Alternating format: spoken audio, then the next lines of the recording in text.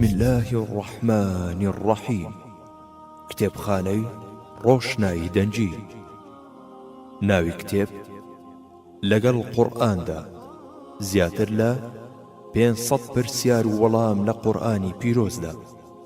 نووسینی ئەحمەد عەبدولعال ئەطەهتاوی، وەرگێڕانی ئاڵان ئەحمەد باوکی ئاسیا، پێداچوونەوەی مامۆستا عوبەید محەممەد ئەمین، پێشنوێژ و وتار خوێنی مزگەوتی مجەممع فەلاحی لە چەمچەماڵ، ساڵی چاپ 1433 کۆچی بەرامبەر بە 2012 زاینی.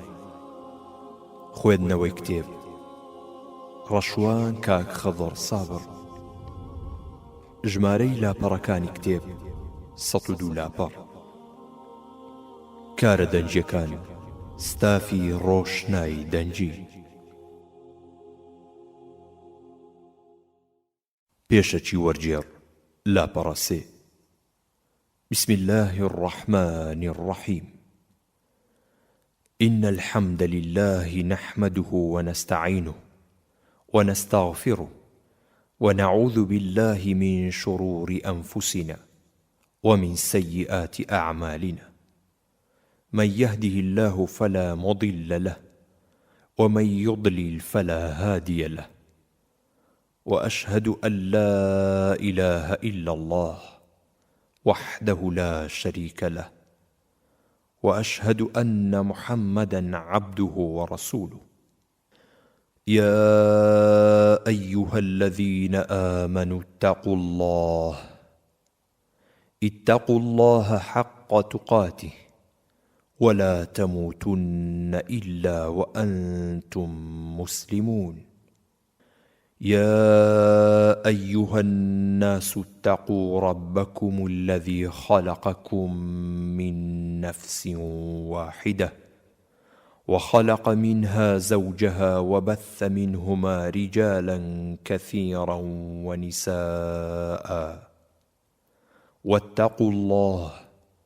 واتقوا الله الذي تساءلون به والأرحام، إن الله كان عليكم رقيبا. يا أيها الذين آمنوا اتقوا الله وقولوا قولا سديدا. أما بعد، فإن أصدق الحديث كتاب الله، وأحسن الهدي هدي محمد صلى الله عليه وسلم، وشر الأمور محدثاتها، وكل محدثة بدعة، وكل بدعة ضلالة، وكل ضلالة في النار. خوێنەری بەڕێز، خودای پەروەردیگار بە پێغەمبەراندا سەلامی خوایان لەسەر بێت. کتێب و ڕێنمای خۆی لە هەر قۆناغێکی ژیانی بەشدار و لە هەر چاخ و سەردەمێکدا بوو، لە هەر کۆمەڵگایەک و ڕەوانە کردووە تاوەکو خەڵک ڕێنمایی بکەن و بەرە و چاچیان ببەن و خۆیان پێ بناسێن و فێری بەندایەتی و خواپەرستیان بکەن، و ژیان و گوزەرانی دونیایان ڕێک بخەن بە شێوەیەک کە خوا پێی خۆشە و ئەیەوێت. سەرجەم ئەو کتێبانەش کە خودا ناردووی جگە لە قورئان لە شوێنێکی دیاری کراودا بۆ کاتێکی دیاری کراو بۆ کۆمەڵگەیەکی دیاری کراو نێردراون، واتە هەم لە ڕووی کات و ڕۆژگارەوە، هەم لە ڕووی شوێن و جوگرافیاوە، هەم لە ڕووی خەڵک و کۆمەڵەوە سنووردار بوون. بەڵام قورئان کە گەورەی هەموو کتێبەکانی خوای پەروەردیگارە، بۆ هەموو گرۆی ئادەمیزاد و جنۆکە هاتووە بە درێژایی زەمان، بە پانتایی زەمین. بۆیە بە هاتنە خوارەوەی قورئان دەرگای هیدایەتی کتێبەکانی خودا داخران پێوەدران، چونکە قورئان دوایین کتێبی خوایە کە هیچ کەلێن و کەلەبەرێکی نەهێشتۆتەوە لە هیدایەت و ڕێنمایی دین و ژین کە باسی نەکردبێ و ئاماژەی پێ نەکردبێ، تاوەکو پێویست بەوە بکات کتێبی دیکە بێتە خوارەوە و پڕی بکاتەوە. قورئانیش تاکە کتێبی خودای پەروەردیگارە کە وەحیەکی ڕاست و پارێزراوە و بێ هەڵە و بێ پەڵەیە.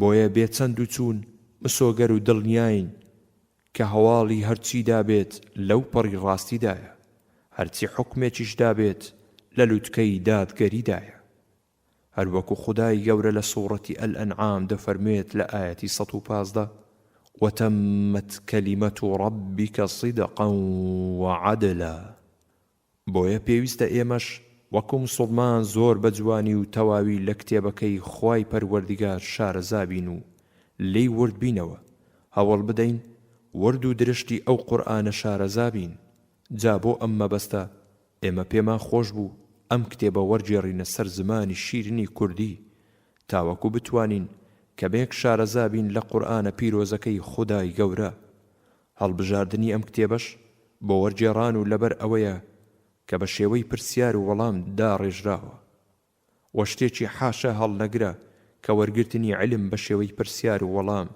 تایبەتمەندیەکی خۆی هەیە کە خوێنەر بە ئاسانی لە بابەتەکان تێدەگات و لە بیریشی دەمێنێتەوە و لە وەرجێڕانی ئەم کتێبەدا دەستکاریەکی کەم کراوە لەو ڕۆی کە هەندێک پرسیار و وەڵامی دووبارە بۆتەوە ئێمەش دووبارە بووەکانمان نهێناوە و هەندێک پرسیاریشی وەڵامەکەی فەرمودەی ڕیوایەتی لاواز و زەعیف بەستووە بۆیە ئەوانەشمان نەهێناوە وەرمان نەجێڕاوە و ئومێدیش دەکەم هەموو موسڵمانێک لێی سوودمەند بێ و خوداش ئەم کارەی لێم قبوڵ بکا بیکات بە خێر و حەسەنات و کەفارەتی تاوان و هەڵە و کەم و کوڕیەکانم وصلى الله وسلم على نبينا محمد صلى الله تعالى عليه وسلم وعلى آله وأصحابه أجمعين وەرجێڕ ئاڵان ئەحمەد باوکی ئاسیا بسم الله الرحمن الرحيم لا پەڕەشەش پرسیاری یەکەم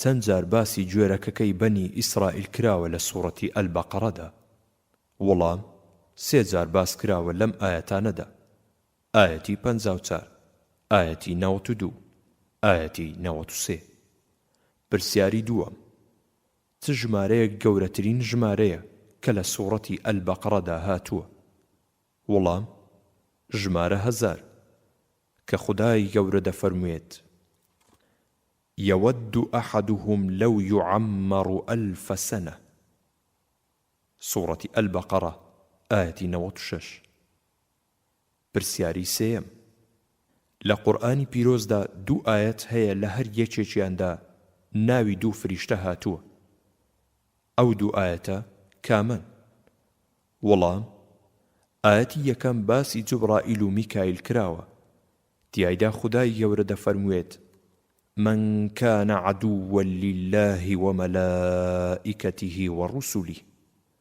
وجبريل وميكال فإن الله عدو للكافرين سورة البقرة آية 98 آية دوم باسی هاروت و ماروت تیایدا کراوە کە خودای گەورە دەفەرموێت وما أنزل على الملكين ببابل هاروت وماروت سورة البقرة آية 102 پرسیاری چوارم چ ماڵێکە کە خودای گەورە باسی کردووە لە قورئاندا و فەرمانی کردووە بە دروستکردنی وەڵام کەعبەی پیرۆز پرسیاری پێنجەم خوای گەورە لە سوورەتی ئەلبەقەڕەدا باسی 2 چێوی کردووە لە یەک ئاەتدا ئەو 2 چێوە کامانن وەڵام چێوی سەفا و مەڕوە پرسیاری شەشەم لە چ ئاەتێکدا باسی شیردانی منداڵی تێدا کراوە وەڵام لەم ئاەتەدا والوالدات يرضعن أولادهن حولين كاملين سورة البقرة آية 233 پرسیاری حەفتەم ئەو ئافرەتەی کە مێردەکەی مردووە عیددەی چەندە لە قورئانی پیرۆزدا وەڵام 4 مانگ و 10 ڕۆژە خودای گەورە دەفەرموێت والذين يتوفون منكم ويذرون أزواجا يتربصن بأنفسهن 4 أشهر و10 سورة البقرة آية 234 پرسیاری هەشتم چێن ئەو کەسانەی کە خودای گەورە باسیانی کردووە لە هەموو خەڵکێک زیاتر سوورن لەسەر ژیانی دنیادا. وەڵام جوولەکەکانن کە خودای گەورە دەفەرمێت وَلَتَجِدَنَّهُمْ أَحْرَصَ النَّاسِ عَلَى حَيَاةٍ سوورەتی ئەلبەقەڕە ئایەتی 96. پرسیاری 9 چەند سوورەت لە قورئاندا ناو نراوە بە کاتەکانی نوێژ؟ وەڵام سوورەتی ئەلفەجر و ئەلعەسر. پرسیاری 10 چ سوورەتێکن ئەو سوورەتانەی کە ئیمامی عومەر ڕەزای خوای لێبێت فەرمووی خۆتان شارەزا بکەن تێیاندا؟ وەڵام سوورەتی ئەلبەقەڕە، سوورەتی ئەنیساء، سوورەتی ئەلمائیدە، سوورەتی ئەلحەج، سوورەتی ئەننوور. پرسیاری 11 ئەو پێنج سوورەتە کامن کە سەرەتای پێش سوورەتەکانی تر هاتنە خوارەوە؟ وەڵام سوورەتی ئەلعەلەق، سوورەتی ئەلقەلەم، سوورەتی ئەلموزەممیل، سوورەتی ئەلمودەثیر، سوورەتی ئەلفاتحە. پرسیاری 12 دە سوورەتی مەدەنی لە قورئاندا بە دوای یەکدا هاتوون کامانن؟ وەڵام سوورەتی ئەلحەدید، سوورەتی ئەلموجادەلە، سوورەتی ئەلحەشر، سوورەتی ئەلمومتەحینە، سوورەتی ئەسصەف، سوورەتی ئەلجومعە، سوورەتی ئەلمونافقون، سوورەتی ئەتەغابن، سوورەتی ئەطەلاق، سوورەتی ئەتەحریم. پرسیاری 13 چ جوزئێک لە قورئاندا چارەجی یەکەمی لە هەموو جوزئەکانی تر ژمارەی ئاەتەکانی زیاترە؟ وەڵام چارەجی یەکەمی جوزئی عاممە ژمارەی ئاەتەکانی دەگاتە 86 ئاەت.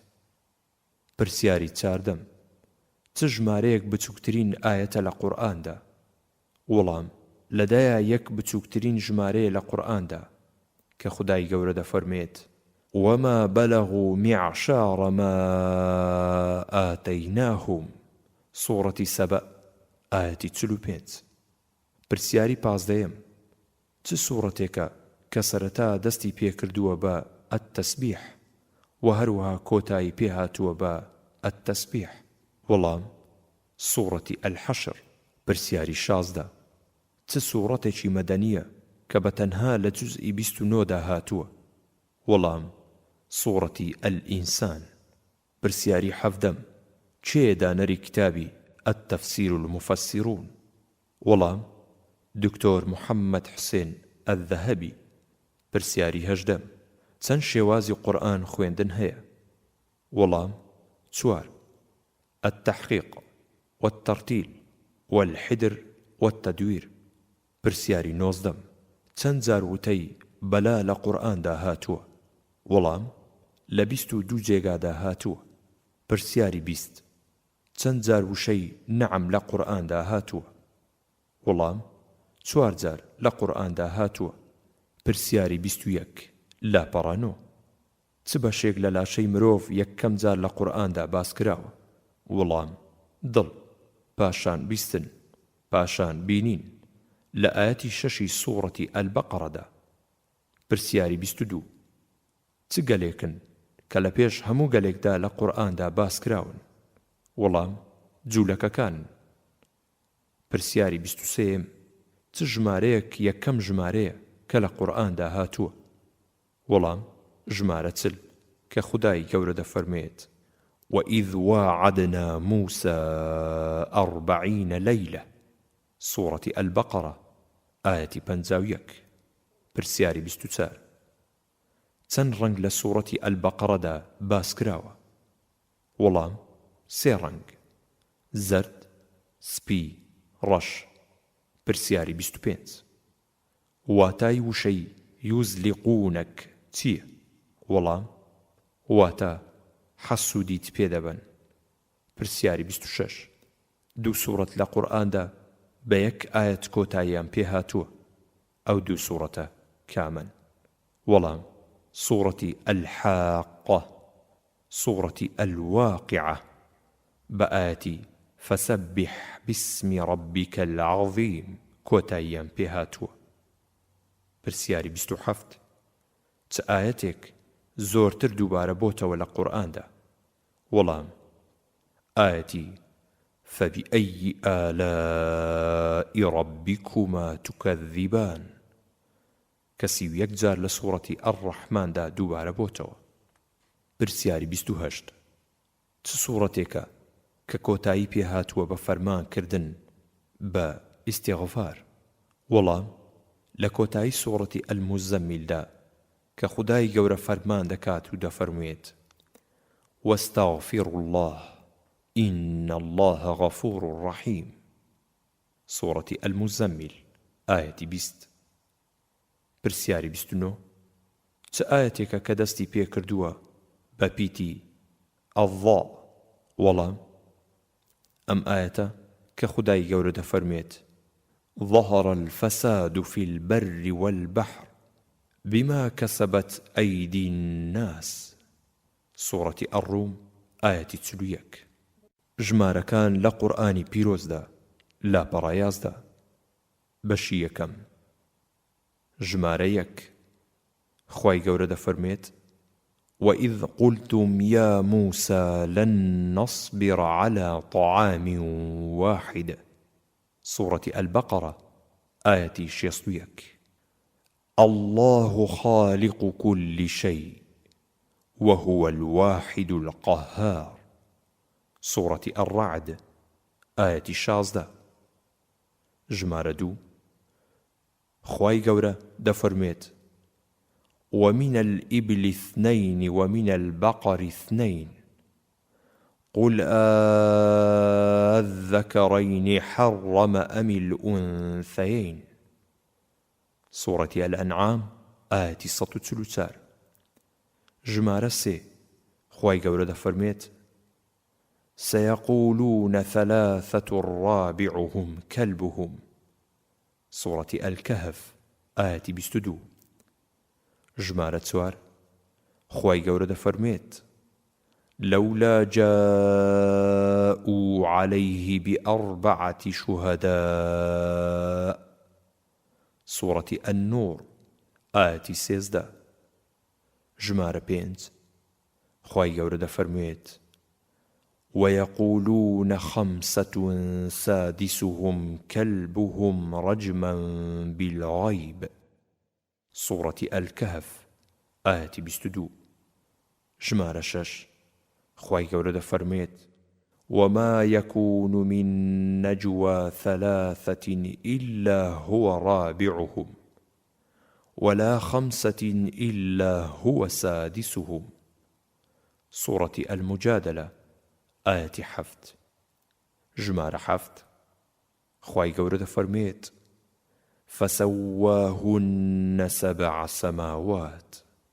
سورة البقرة آية 29. ژمارە 8 خوای گەورە دەفەرمێت 8 أزواج من الضأن 2 ومن المعز 2. سورة الأنعام آية 133. ژمارە 9 خوای گەورە دەفەرمێت ولقد آتينا موسى 9 آيات. سورة الإسراء آية 101. پرسیاری 3 چ جەنجێک بوو کە بۆ هۆکاری ئەوەی کە مسڵمانەکان پەلە بکەن لە کۆکردنەوەی قورئاندا؟ وەڵام جەنجی یەمامە بوو. پرسیاری 31 چ سوورەتێک بوو هۆکاری مسڵمان بوونی ئیمام عومەر ڕەزای خوای لێبێت بوو؟ وەڵام سوورەتی طاها. پرسیاری 32 ناوی ئەو تەفسیرە چییە کە تەفسیری قورئانی کردووە بە قورئان یان بە سونەت یان بە وتەی هاوڵانی پێغەمبەری خودا صلی الله عليه وسلم ڕەزای خۆیان لێبێت؟ وەڵام تەفسیری پێشین کە زانانی ئیسلام کردویانە. پرسیاری 33 ئەو دوو سوورەتە کامن کە هەر لە سەرەتایانەوە 2 معجزە لە معجزەکانی پێغەمبەری خودا صلی الله عليه وسلم تێیدا باس کراوە؟ وەڵام لە سوورەتی الئیسراء والقەمەردا. پرسیاری 34 لە سوورەتێکدا ئەم ئاەتە یا ئەیوهە النەبی 5 جار دووبارە بۆتەوە؟ وەڵام سوورەتی الئەحزاب. پرسیاری 35 باسی 2 ئاەت بکە کە لە قورئاندا دەستیان پێکردبێت بەپیتی ضاد. وەڵام ضرب الله مثلا للذين كفروا امرأة نوح وامرأة لوط سورة التحريم آياتي دا هروها آياتي ضاحكة مستبشرة سورة عبس آياتي 39 پرسیاری 36 چ پێشەوایەک بوو لە پێشەواکانی ئیسلام کە فەرمانی کرد بە کۆکردنەوەی قورئان؟ وەڵام ئیمامی عوثمان بوو ڕەزا و ڕەحمەتی خوای لێبێت. پرسیاری 37 چ سوورەتێک بوو لە سوورەتەکانی قورئان کە جەعفەری کوڕی ئەبی تاڵیب بەشێکی بۆ نەجاشی لێ خوێندەوە ڕەزا و ڕەحمەتی خوای لێبێت؟ وەڵام سوورەتی مەڕیەم بوو. پرسیاری 38 چ سوورەتێک لە قورئاندا کۆتا سوورەتە کە دەستی پێ کردووە بە ئەلحەمدولله؟ وەڵام سوورەتی فاتیر. پرسیاری 39 چ ئاەتێک هاتووە لە قورئاندا کە چاردە ناوی خودای گەورەی تێدا باس کراوە؟ ئەو ئاەتانە کامن؟ وەڵام لە کۆتا سوورەتی ئەلحەشردا لە ئاەتی 22 23 و 24. پرسیاری 40 لە سوورەتێکدا باسی مهاجرین و ئەنسار کراوە؟ وەڵام لە سوورەتی ئەتتەوبەدا لە ئاەتی 37 و 117دا. پرسیاری 41 لە چ ساڵێکدا بوو کە ئیمامی عوثمان ڕەزا و ڕەحمەتی خوای لێبێت قورئانی تێدا کۆ کردەوە؟ وەڵام لە ساڵی 25 کۆچیدا بوو. پرسیاری 42 چەند فریشتە عەرشی خوای گەورەیان هەڵگرتووە؟ وەڵام 8 فریشتە. پرسیاری 43 سوورەتێکە کە هەموو ئاەتەکانی کۆتا پێ هاتووە بە پیتی سین؟ وەڵام سوورەتی ئەنناس. پرسیاری 44 کێ دانەری تەفسیری فەتح القەدیر؟ وەڵام ئیمامی شەوکانی ڕەحمەتی خوای لێبێت. پرسیاری 45 ئەو دوو سوورەتە کامن کە دەستیان پێ کردووە بە ئەلحەمدولله بە دوای یەکیشدا هاتوون؟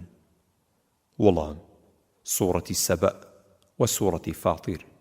پرسیاری 46 لەکوێ ئاەتی تەیموم دابەزی؟ وەڵام لە بەقیع لە ساڵی 6 هیجریدا. پرسیاری 47 لە سەرەتای سوورەتێکدا ناوی یەکێک لە پێغەمبەرانی تێدا هاتووە سەلامی خوایان لێبێت؟ وەڵام لە سوورەتی نوح سەلامی خوای لێبێت کە خوای گەورە دەفەرمێت إنا أرسلنا نوحا إلى قومه أن أنذر قومك من قبل أن يأتيهم عذاب أليم سورة نوح آياتيك.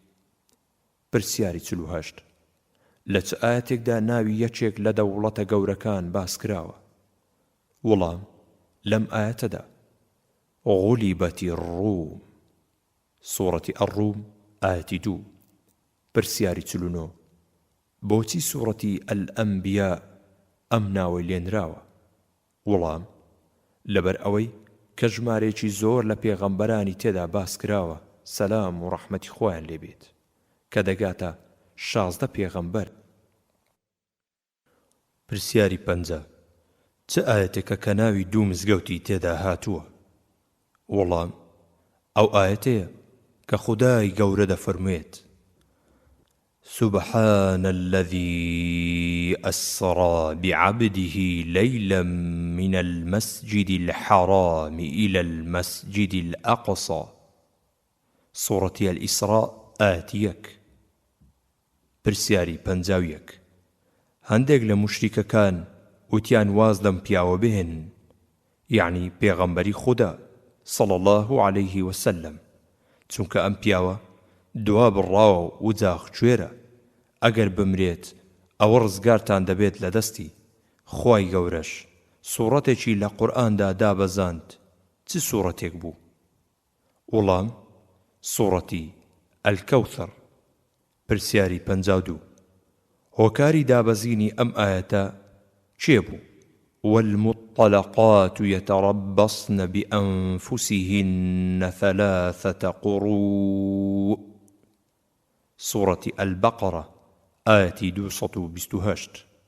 وەڵام ئەسمائی کچی یەزید ڕەزای خودای لێبێت پرسیاری 53 چ سوورەتێکە کە لە هەموو ئاەتەکاندا وشەی ئەنناسی تێدا هاتووە تەنها لە یەک ئاەتیشدا نەبێت؟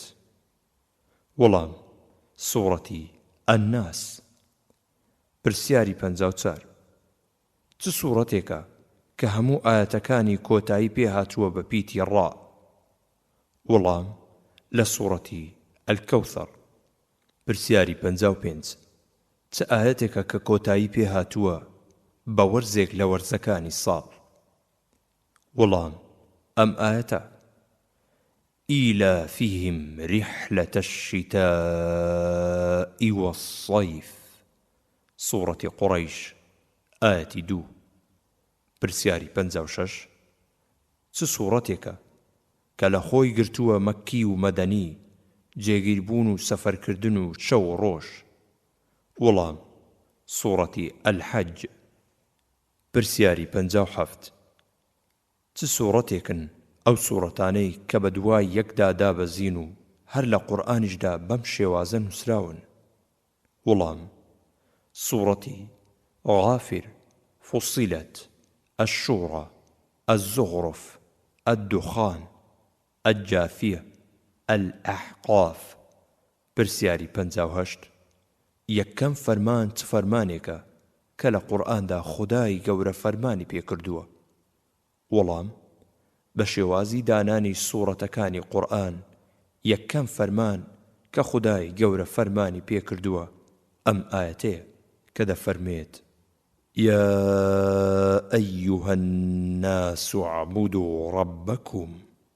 سورة البقرة آية 21. بەڵام بە گوێرەی دابەزینی قورئان ئەم ئاەتە یەکەم ئاەتە کە خودای گەورە فەرمانی کردووە تێیدا بە اقرأ باسم ربك الذي خلق. سورة العلق آية 1. پرسیاری 59 چ تاکە ئاەتێکە کە لە قورئاندا دەستی پێکردووە بە پیتی دال؟ وەڵام ئاەتی دحورە ولهم عذاب واصب. سورة الصافات آية 9.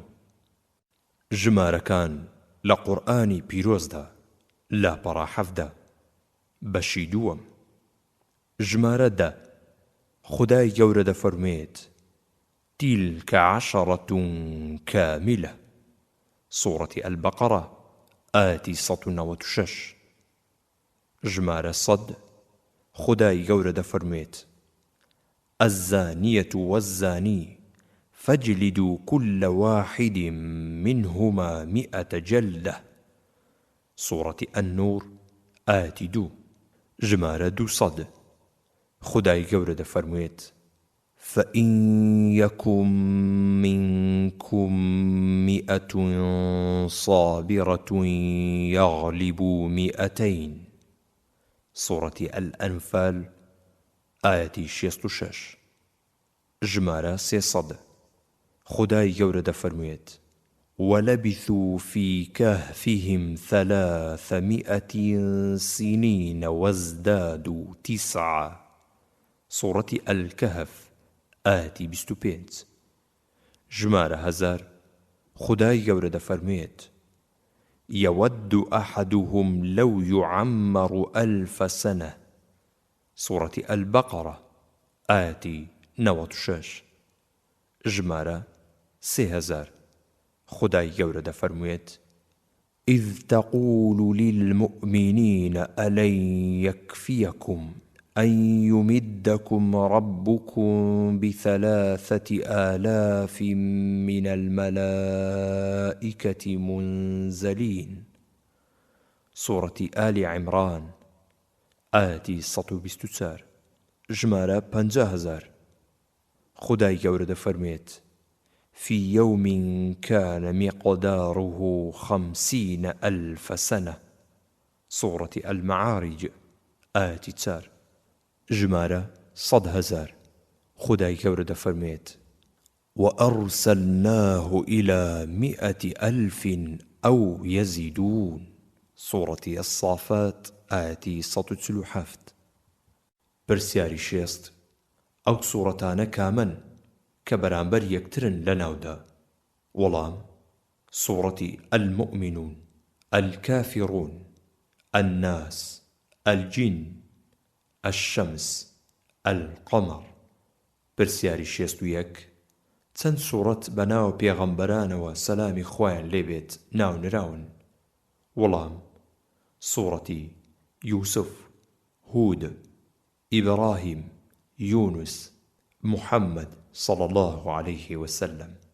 پرسیاری 62 سێ سوورەت هەیە لە قورئاندا وشەیەکیان تێدایە بەناو ئەو وشانەوە ناونراون، ئەو سوورەتانە کامانن؟ وەڵام سوورەتی المەسەد، الماعون، الناس. تێبینی لە پرسیاری 62دا زۆر سوورەتی تر هەیە کە بەو وشانە ناونراون. پرسیاری 63 چەند سوورەتێک هەیە لە جوزئی عەممەدا هەر یەک لەو سوورەتانە بە جۆرە فەرمانێک کۆتاییان پێهاتووە، ئەو سوورەتانە کامانن؟ وەڵام ئەم سوورەتانن: العەلەق، الشەرح، الضوحا. پرسیاری 64 ژمارەی ئاەتە مەکیەکان و ئاەتە مەدەنیەکان چەندن لە قورئانی پیرۆزدا؟ وەڵام ئاەتە مەکیەکان ژمارەیان 4475 ئاەتە، ژمارەی ئاەتە مەدەنیەکان 1761 ئاەتە. پرسیاری 65 چ سوورەتێکە کە ناونراوە بە ئەلجامعە واتە کۆکەرەوە؟ وەڵام سوورەتی الشوعەڕا. پرسیاری 66 چ شارێکە کە خودای گەورە سوێندی پێ خواردووە لە قورئانی پیرۆزدا؟ وەڵام شاری مەککەی پیرۆزە. پرسیاری 67 چ کۆمەڵێکن ئەوانەی کە خودای گەورە باسیانی کردووە لە سوورەتی البروجدا؟ وەڵام کۆمەڵە مسڵمانێک بوون کە بەردەوام بوون لەسەر دینەکەیان، پاش گەز نەبوونەوە هەتا شەهید کران. پرسیاری 68 چ دۆڵێکە کە خودای گەورە باسی کردووە لە سوورەتی النازعاتدا؟ وەڵام دۆڵی طووە. پرسیاری 69 سوورەتی المرسەلات لەکوێ دابەزی؟ وەڵام لە ئەشکەوتێک لە مینا. پرسیاری 70 ژمارەی پاسەوانانی دۆزەخ چەندن؟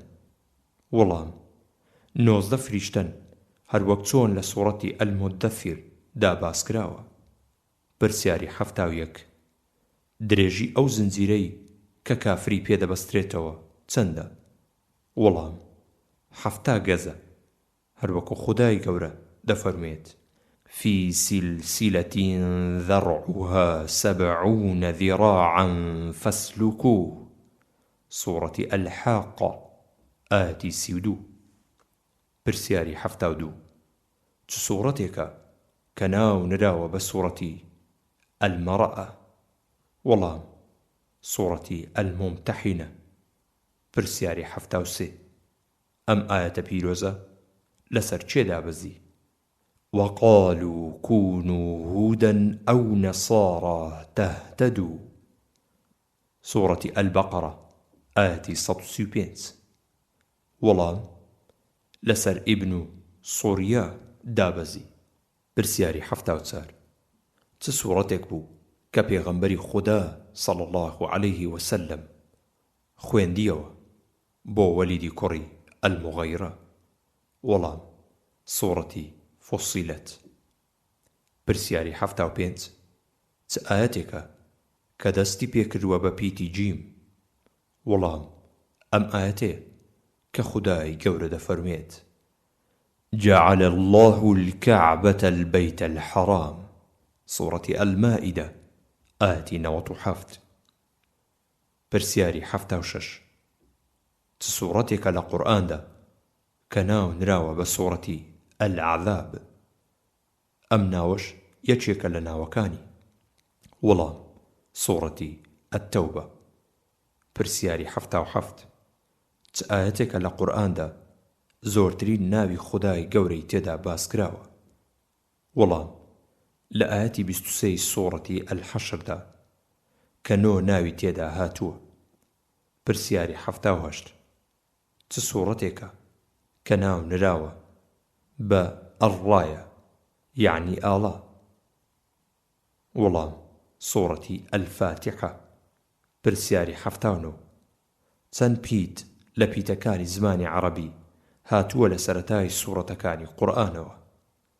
وەڵام 14 پیت.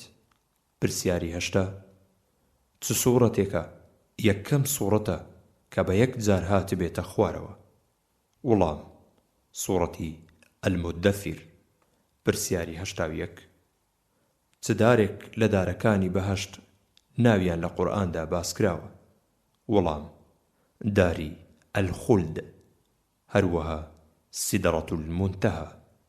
پرسیاری 82 سێ میوە باس بکە کە ناویان لە قورئاندا باس کرابێت؟ وەڵام هەنجیر، هەنار، ترێ.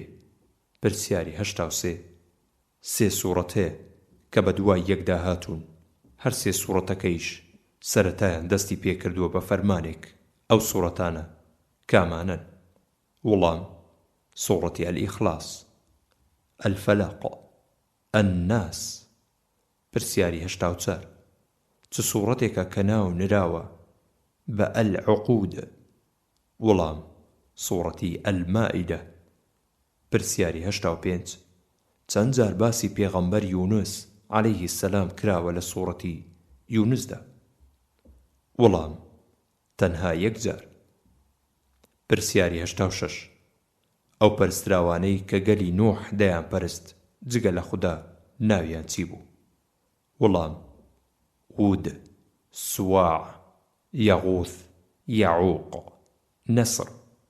پرسیاری 87 ئەو ماوەیەی کە قورئانی تێدا دابەزی لە شاری مەککە و مەدینە چەند بوو؟ وەڵام لە شاری مەککە 12 ساڵ و 9 مانگ و 13 ڕۆژ، لە شاری مەدینە 9 ساڵ و 9 مانگ و 9 ڕۆژ. چیرۆکەکانی قورئان لاپەڕە 22 چیرۆکی مانگاکەی بەنی ئیسرائیل لە سوورەتی ئەلبەقەرەدا، چیرۆکی هاڕوت و ماڕوت لە سوورەتی ئەلبەقەرەدا، چیرۆکی عوزەیر لە سوورەتی ئەلبەقەرەدا، چیرۆکی نەمرود لە سوورەتی ئەلبەقەرەدا، چیرۆکی تاڵوت و جالوت لە سوورەتی ئەلبەقەرەدا، چیرۆکی ئەو سێ پیاوەی کە لە غەزای تەبوکدا دواکەوتن لە سوورەتی ئەتتەوبەدا، چیرۆکی ئەو جوولەکانەی کە لە ڕۆژی شەممەدا ڕاوی ماسیان دەکرد، ئەسحاب السەبت لە سوورەتی ئەلئەعرافدا، چیرۆکی یوسف سەلامی خودای لێبێت لە سوورەتی یوسفدا، چیرۆکی بەسەرهاتەکەی عایشە ڕەزای خودای لێبێت کە بوهتانی بۆ کرا لە سوورەتی ئەننووردا، چیرۆکی قاڕون لە سوورەتی ئەلقەسەسدا، چیرۆکی خاوەنی دوو باخەکە لە سوورەتی ئەلکەهفدا، چیرۆکی ذوڵقەڕنەین لە سوورەتی ئەلکەهفدا، چیرۆکی باوەڕدارەکەی ئالی فیرعەون لە سوورەتی غافیردا، چیرۆکی خاوەن باخەکە لە سوورەتی ئەلقەلەمدا، چیرۆکی ئەسحاب الأخدود لە سوورەتی ئەلبڕوجدا، چیرۆکی خاوەن فیلەکان لە سوورەتی ئەلفیلدا. پرسیاری 88 چ سوورەتێکە لە قورئاندا کە تێیدا باسی گەورەترین ژمارەی کەرتە ئاسمانیەکان کراوە؟ وەڵام سوورەتی ئەننیسا. پرسیاری 89 لە چ ئاەتێکدا یەک وشە 8 جار دووبارە بۆتەوە تێیدا؟ وەڵام وشەی بیوت لە ئاەتی 61 سوورەتی ئەننووردا. پرسیاری 90 چ سوورەتێکن ئەو سوورەتانەی کە بە قول دەستیان پێکردووە پێیان دەوترێت ئەلقەوافل یان ئەلقەلاقل؟ وەڵام سوورەتی ئەلکافیڕون، ئەلئیخلاس، ئەلفەلاق، ئەنناس. پرسیاری 91 لە چ سوورەتێکدا وشەی مؤذەن هاتووە لە قورئاندا؟ وەڵام لدو سورة يكم لسورة الأعراف داك خداي قورد فرميت فأذن مؤذن بينهم اللعنة الله على الظالمين سورة الأعراف آتي تلوتار دوهم هروها لسورة يوسف كخداي قورد فرميت ثم أذن مؤذن أيتها العير إنكم لسارقون سورة يوسف آية حفتة برسياري نوتدو لا سورتك دا لهمو سورة كان زياتر ناوي موساي تدا هاتوا سلامي خداي ليبيت ولا لسورة الأعراف دا بستو يكزار ناوي هاتوا تيدا برسياري نوتسي چێیە خێزانەکەی فیرعون کە باسکراوە لە قورئاندا وەڵام ئاسیای کچی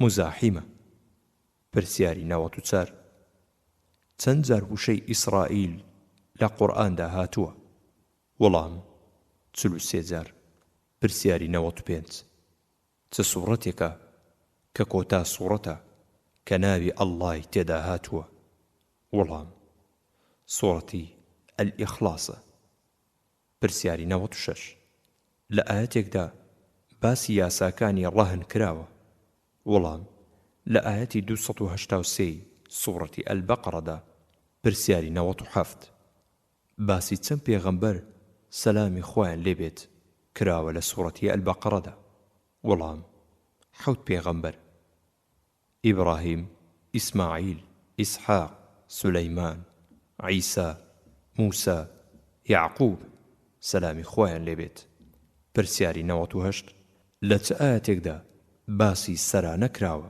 لە قورئاندا وەڵام لەم ئاەتەدا حتى يعطوا الجزية عن يد وهم صاغرون سورة التوبة آية 29 پرسیاری 99 چ ئاەتێکە کە جێگیری کردووە کە پێغەمبەری خۆدا صلى الله عليه وسلم کۆتا پێغەمبەرە وەڵام لەم ئاەتەدا کە خودای گەورە دەفەرمێت ما كان محمد أبا أحد من رجالكم ولكن رسول الله وخاتم النبيين سورة الأحزاب آية 30 پرسیاری 100 خوشچی پێغەمبەرێک لە قورئاندا باس کراوە وەڵام خوشچی موسا سەلامی خۆی لێبێت هەروەکو خودای گەورە دەفەرمێت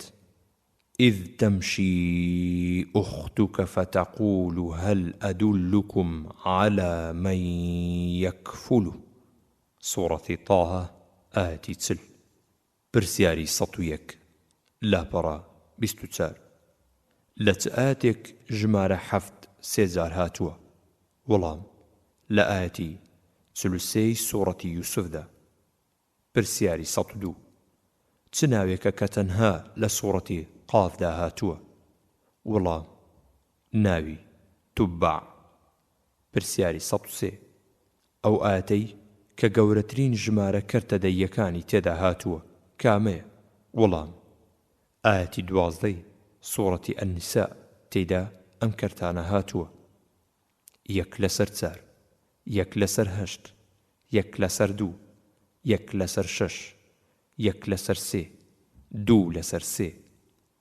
پرسیاری 104 چ ژمارەیەک لە هەموو ژمارەکان زۆرتر لە قورئاندا هاتووە وەڵام ژمارە 1 پاشان ژمارە 7 پرسیاری 105 لە چ ئاەتێکدا ناوی پێغەمبەر یوسف سەلامی خۆی لێبێت 2 جار هاتووە وەڵام لەم ئاەتەدا قال أنا يوسف وهذا أخي سورة يوسف آية 90 پرسیاری 106 چەند جار ناوی موسا سەلامی خۆی لێبێت لە سوورەتی ئەلبەقەرەدا هاتووە وەڵام 11 جار پرسیاری 107 چەند جار ناوی جوبرائیل لە قورئاندا هاتووە وەڵام 3 جار لە سوورەتی ئەلبەقەرەدا ئاەتی 97 و 98 لە سوورەتی ئەتەحریمدا لە ئاەتی 4دا پرسیاری 108 لە چ سوورەتێکدا وشەی بئر لە قورئاندا هاتووە؟ وەڵام لە سوورەتی ئەلحەج لە ئایەتی 45 کە خودای گەورە دەفەرمێت وبئر معطلة وقصر مشيد سوورەتی ئەلحەج ئایەتی 45 پرسیاری 109 لە چ سوورەتێکدا ناوی حەفدە پێغەمبەر سەلامی خۆیان لێبێت تێیدا هاتووە؟ وەڵام سوورەتی ئەلئەنعام پرسیاری 110 یەکێک لە هونەرەکانی قسە لە قورئاندا باس کراوە چییە؟ وەڵام هونەری شیعرە کە خودای گەورە دەفەرمێت وما علمناه الشعر وما ينبغي له سوورەتی یاسین ئایەتی 69 پرسیاری 111 چ کەرستەیەکی چێشتخانە لە قورئاندا ناوی هاتووە؟ وەڵام چەقۆیە کە خودای گەورە دەفەرمێت وآتت كل واحدة منهن سكينا وقالت اخرج عليهن سوورەتی یوسف ئایەتی 31 پرسیاری 112 چەند جار ناوی زەکەریا هاتووە لە قورئاندا سەلامی خوای لێبێت؟ وەڵام 7 جار پرسیاری 113 ئایا ئیسحاق زۆرتر ناوی لە قورئاندا هاتووە یان داوود سەلامی خۆیان لێبێت؟ وەڵام ئیسحاق 17 جار ناوی هاتووە بەڵام داوود 16 جار سەلامی خۆی لێبێت ناوی هاتووە. پرسیاری 114 چ جێگەیەک لە وڵاتی میسر لە قورئاندا ناوی هاتووە؟ وەڵام سەینا خودای گەورە دەفەرمێت وشجرة تخرج من طور سيناء سورة المؤمنون آية 20 پرسیاری 115 لە چەند سوورەتدا ناوی وشتر لە قورئاندا هاتووە؟ وەڵام لە 2 سوورەتدا خودای گەورە دەفەرمێت ومن الإبل 2 ومن البقر 2 سورة الأنعام آية 144 هەروەها لە سوورەتی الغاشیە دا خودای گەورە دەفەرمێت أفلا ينظرون إلى الإبل كيف خلقت سورة الغاشية آية 17 پرسیاری 116 چەند جار وشەی ئەوەل لە قورئاندا هاتووە؟ وەڵام 23 جار. پرسیاری 117 چ سوورەتێک لە ئاەتەکانی پێک هاتووە لە 11 ئاەت؟ وەڵام سوورەتی الجومعە پرسیاری 118 لە چ سوورەتێکدا لە هەموو سوورەتەکان کەمترە لە ڕووی وشەکانیەوە؟ وەڵام سوورەتی ئەلکەوثەر وشەکانی تەنها 10 وشەیە. پرسیاری 119 لە چ سوورەتێکی مەدەنیدا چیرۆکی ئادەم سەلامی خوای لێبێت ئیبلیس باس کراوە؟ وەڵام لە سوورەتی ئەلبەقەرەدا. پرسیاری 120 چەند جار وشەی ئەلخەمر لە قورئاندا هاتووە؟ وەڵام 6 جار. پرسیاری 121 لەناو هەموو ئەو سوورەتانەی کە دەستیان پێ کردووە بە پیتە پچراوەکان تەنها 2 سوورەتیان مەدەنین و ئەو 2 سوورەتە کامانن؟ وەڵام سوورەتی ئەلبەقەرە و سوورەتی ئالی عیمران. پرسیاری 122 چەند جار باسی هەنجوین کراوە لە قورئاندا؟ وەڵام 1 جار. خودای گەورە دەفەرمێت وأنهار من عسل مصفى سورة محمد آية 15 پرسیاری 123 چەند سوورەت لە قورئاندا دەستیان پێ کردووە بە 2 پیتی پچراو ئەو سوورەتانە کامانن؟ وەڵام 9 سوورەتە کە بریتین لەم سوورەتانە: طه، ياسين، النمل، غافر، فصلت، الزخرف، الدخان، الجاثية، الأحقاف. پرسیاری 124 ئایا وشەی کەللا زۆر جار لە سوورەتە مەکیەکاندا هاتووە یان لە سوورەتە مەدەنیەکاندا؟ وەڵام لە سوورەتە مەکیەکاندا پرسیاری 125 لە چەند ئاەتدا باسی کوێر و شەل کراوە؟ وەڵام لە ئاەتی 61 سوورەتی ئەن-نووردا، لە ئاەتی 17 سوورەتی ئەل-فەتحدا، سوورەتی عەبەس ئاەتی 2. پرسیاری 126 چەند جار وشەی خوڵق لە قورئاندا هاتووە؟ وەڵام 2 جار، لە سوورەتی ئەش-شوعەڕادا لە ئاەتی 137، هەروەها لە سوورەتی ئەل-قەلەمدا لە ئاەتی 4دا. پرسیاری 127 لە چ ئاەتێکدا باسی نان کراوە لە قورئاندا؟ وەڵام لەم ئاەتەدا. وقال الآخر إني أراني أحمل فوق رأسي خبزا، سورة يوسف آية 36. پرسیاری 128 لە چ ئاەتێکدا باسی خێمە کراوە لە قورئاندا؟ وەڵام لەو ئاەتەدا. حور مقصورات في الخيام، سورة الرحمن آية 72. پرسیاری 129 چەند جار باسی ئاڵتون کراوە لە قورئاندا؟ وەڵام 8 جار. پرسیاری 130 ئایا ئادەم سەلامی خوای لێبێت زۆرتر ناوی هاتووە لە قورئاندا یان ئیبلیس؟ وەڵام ئادەم سەلامی خوای لێبێت 25 جار ناوی هاتووە، بەڵام ئیبلیس تەنها 11 جار. پرسیاری 131 چ ئاەتێکە کە پێغەمبەری خودا صلی الله عليه وسلم بە ئەبوو ذەری الغەفاری فەرمووی ئەگەر هەموو خەڵک دەست بەم ئاەتەوە بگرن بەسیانە؟ وەڵام ئەم ئاەتەیە کە خودای گەورە دەفەرمێت ومن يتق الله يجعل له مخرجا ويرزقه من حيث لا يحتسب، سورة الطلاق آية 2 آية 3.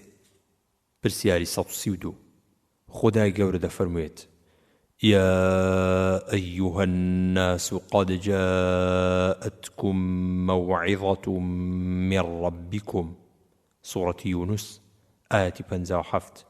بۆتان هاتووە ئامۆژگاریەک لەلایەن خواوە. ئەو ئامۆژگاری چییە؟ وەڵام قورئانی پیرۆزە.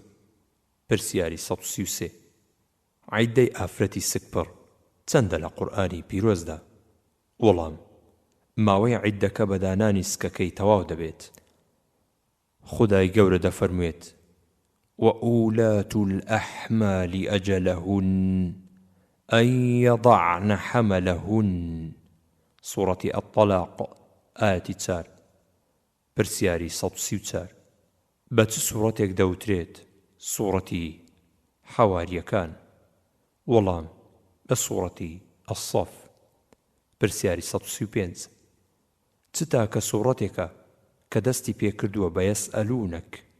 وەڵام سوورەتی ئەلئەنفال. پرسیاری 136 لە چ سوورەتێکدا باسی مەسجد الئەقسا کراوە؟ وەڵام لە سوورەتی الئیسرا. پرسیاری 137 بە چ سوورەتێک دەوترێت المەضاجع؟ وەڵام سوورەتی السەجدە. پرسیاری 138 چ ئاەتێکە کە زۆرێک لە سیفاتی باوەڕدارانی تێدا باس کراوە؟ وەڵام لە ئاەتی 35 سوورەتی ئەلئەحزابدا. پرسیاری 139 چەند جار وشەی ئەلبەدوو لە قورئاندا هاتووە؟ وەڵام 1 جار، کە خودای گەورە دەفەرمێت وجاء بكم من البدو، سورة يوسف آية 100. پرسیاری 140 چێ زانای قورئان خوێنەکان؟ وەڵام ئوبەی کوڕی کەعب ڕەزای خودای لێبێت.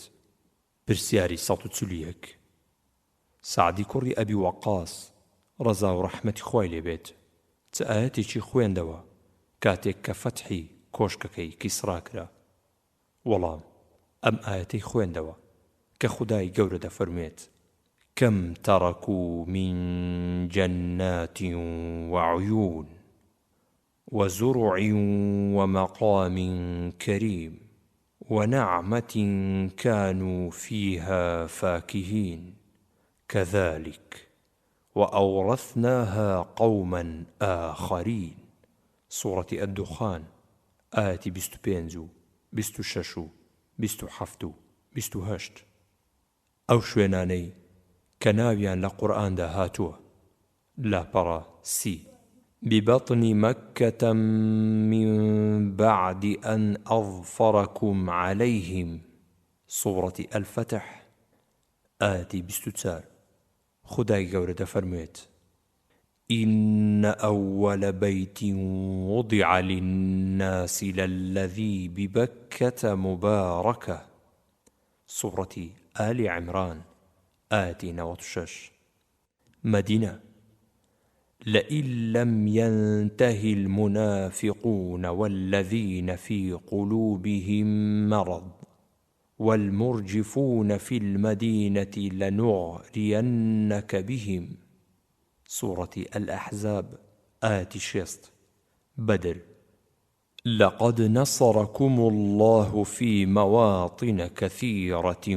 ويوم حنين سورة التوبة آية 25 مصر وقال ادخلوا مصر إن شاء الله آمنين سورة يوسف آية 99 عرفات مشعر حرام فإذا أفضتم من عرفات فاذكروا الله عند المشعر الحرام سورة البقرة آية 108 مقام إبراهيم فيه آيات بينات مقام إبراهيم سورة آل عمران آية 97 بابل وما أنزل على الملكين ببابل هاروت وماروت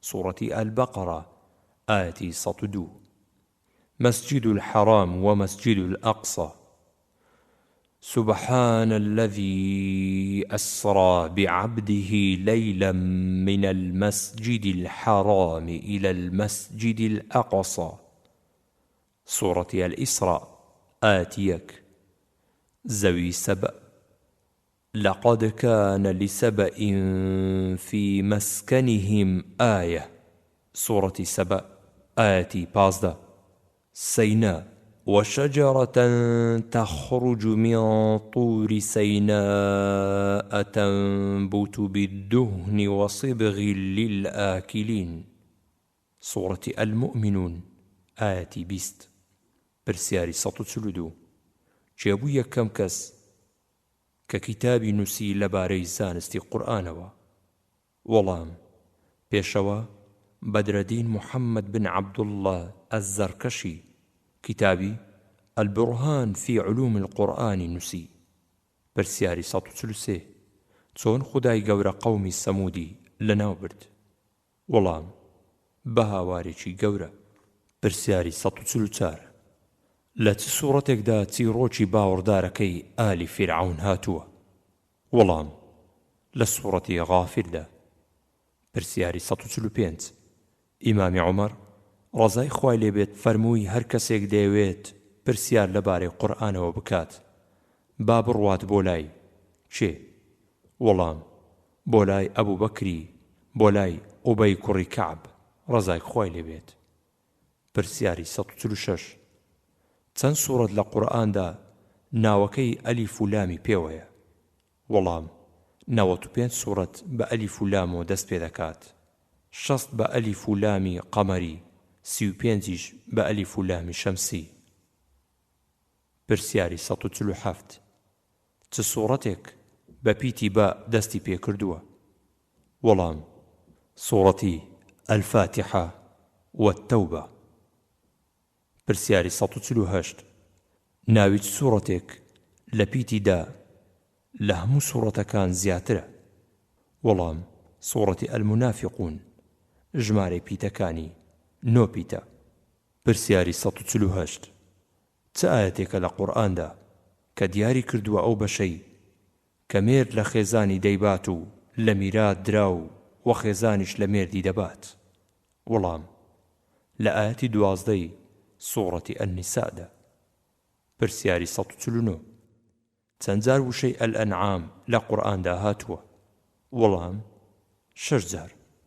پرسیاری 150 چ سوورەتێک ناو نراوە بە ئەلئەبڕار؟ وەڵام سوورەتی ئەلئینسان. پرسیاری 151 چەند پێغەمبەر سەلامی خوایان لێبێت ناویان هاتووە لە سوورەتی ئەلئەنبیا؟ وەڵام 16 پێغەمبەر سەلامی خوایان لێبێت. پرسیاری 152 لە چەند سوورەتدا باسی پێغەمبەر ئیلیاس سەلامی خوای لێبێت کراوە؟ وەڵام لە سوورەتی ئەلئەنعام و وەالصافات.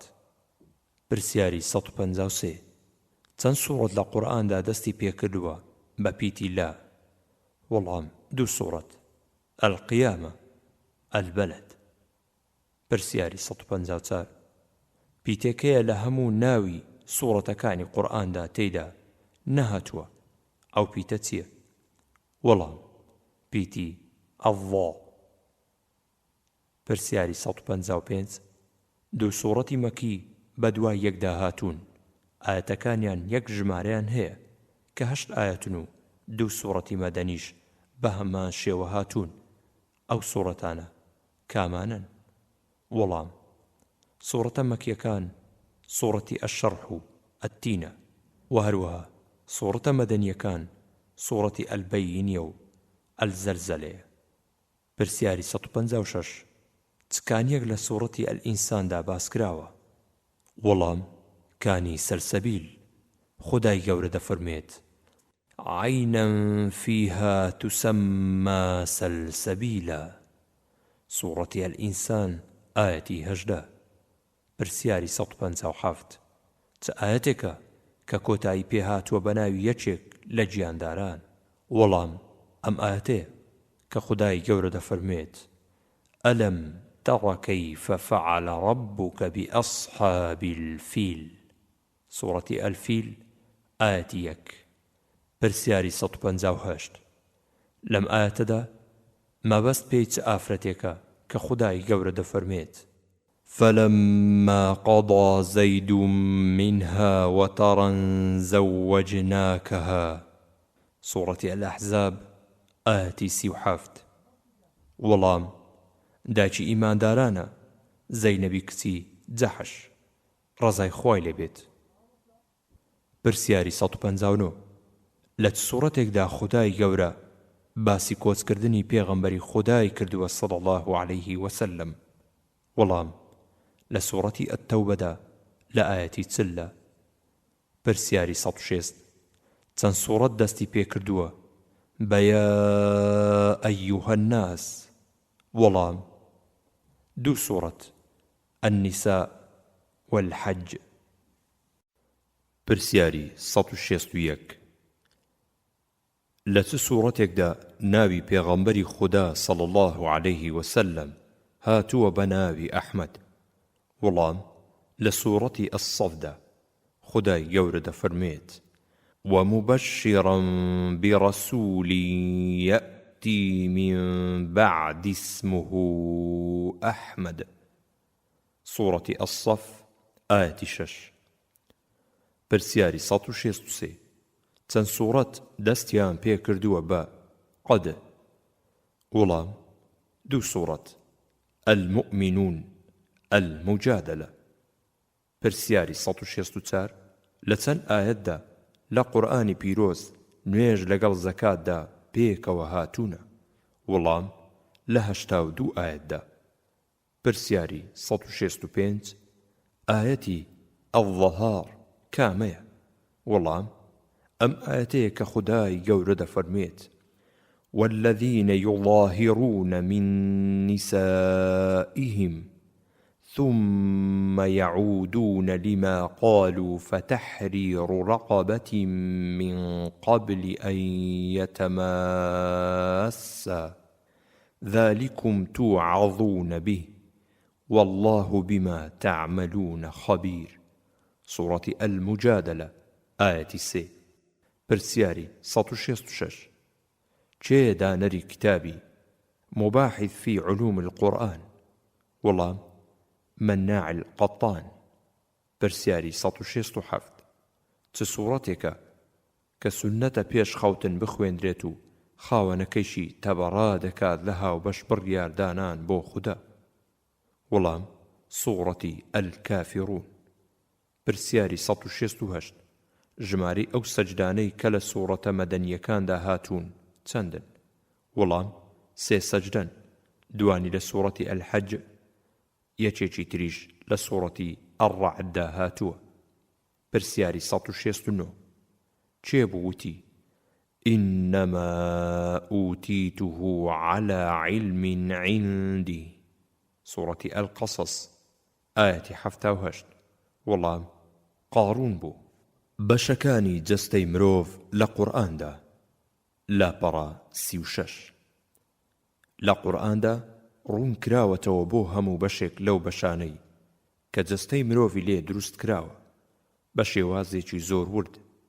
ئاەتێکی زۆریش هاتووە کە باسی بەشەکانی جەستەی مرۆڤی تێدا کراوە، لەوانە دڵ، دەست، سک، زمان، پێ، ناوچەوان، لاچاو، باڵ، چاو، لێو، پشت، گوێ، دەم، سەر، ئێسقان، پێست، گوێزینگ، مل، ڕوو، گەردن، ڕوومەت، مەعیدە، سینگ، ددان، تەنیشت، قوڕگ، پەنجە.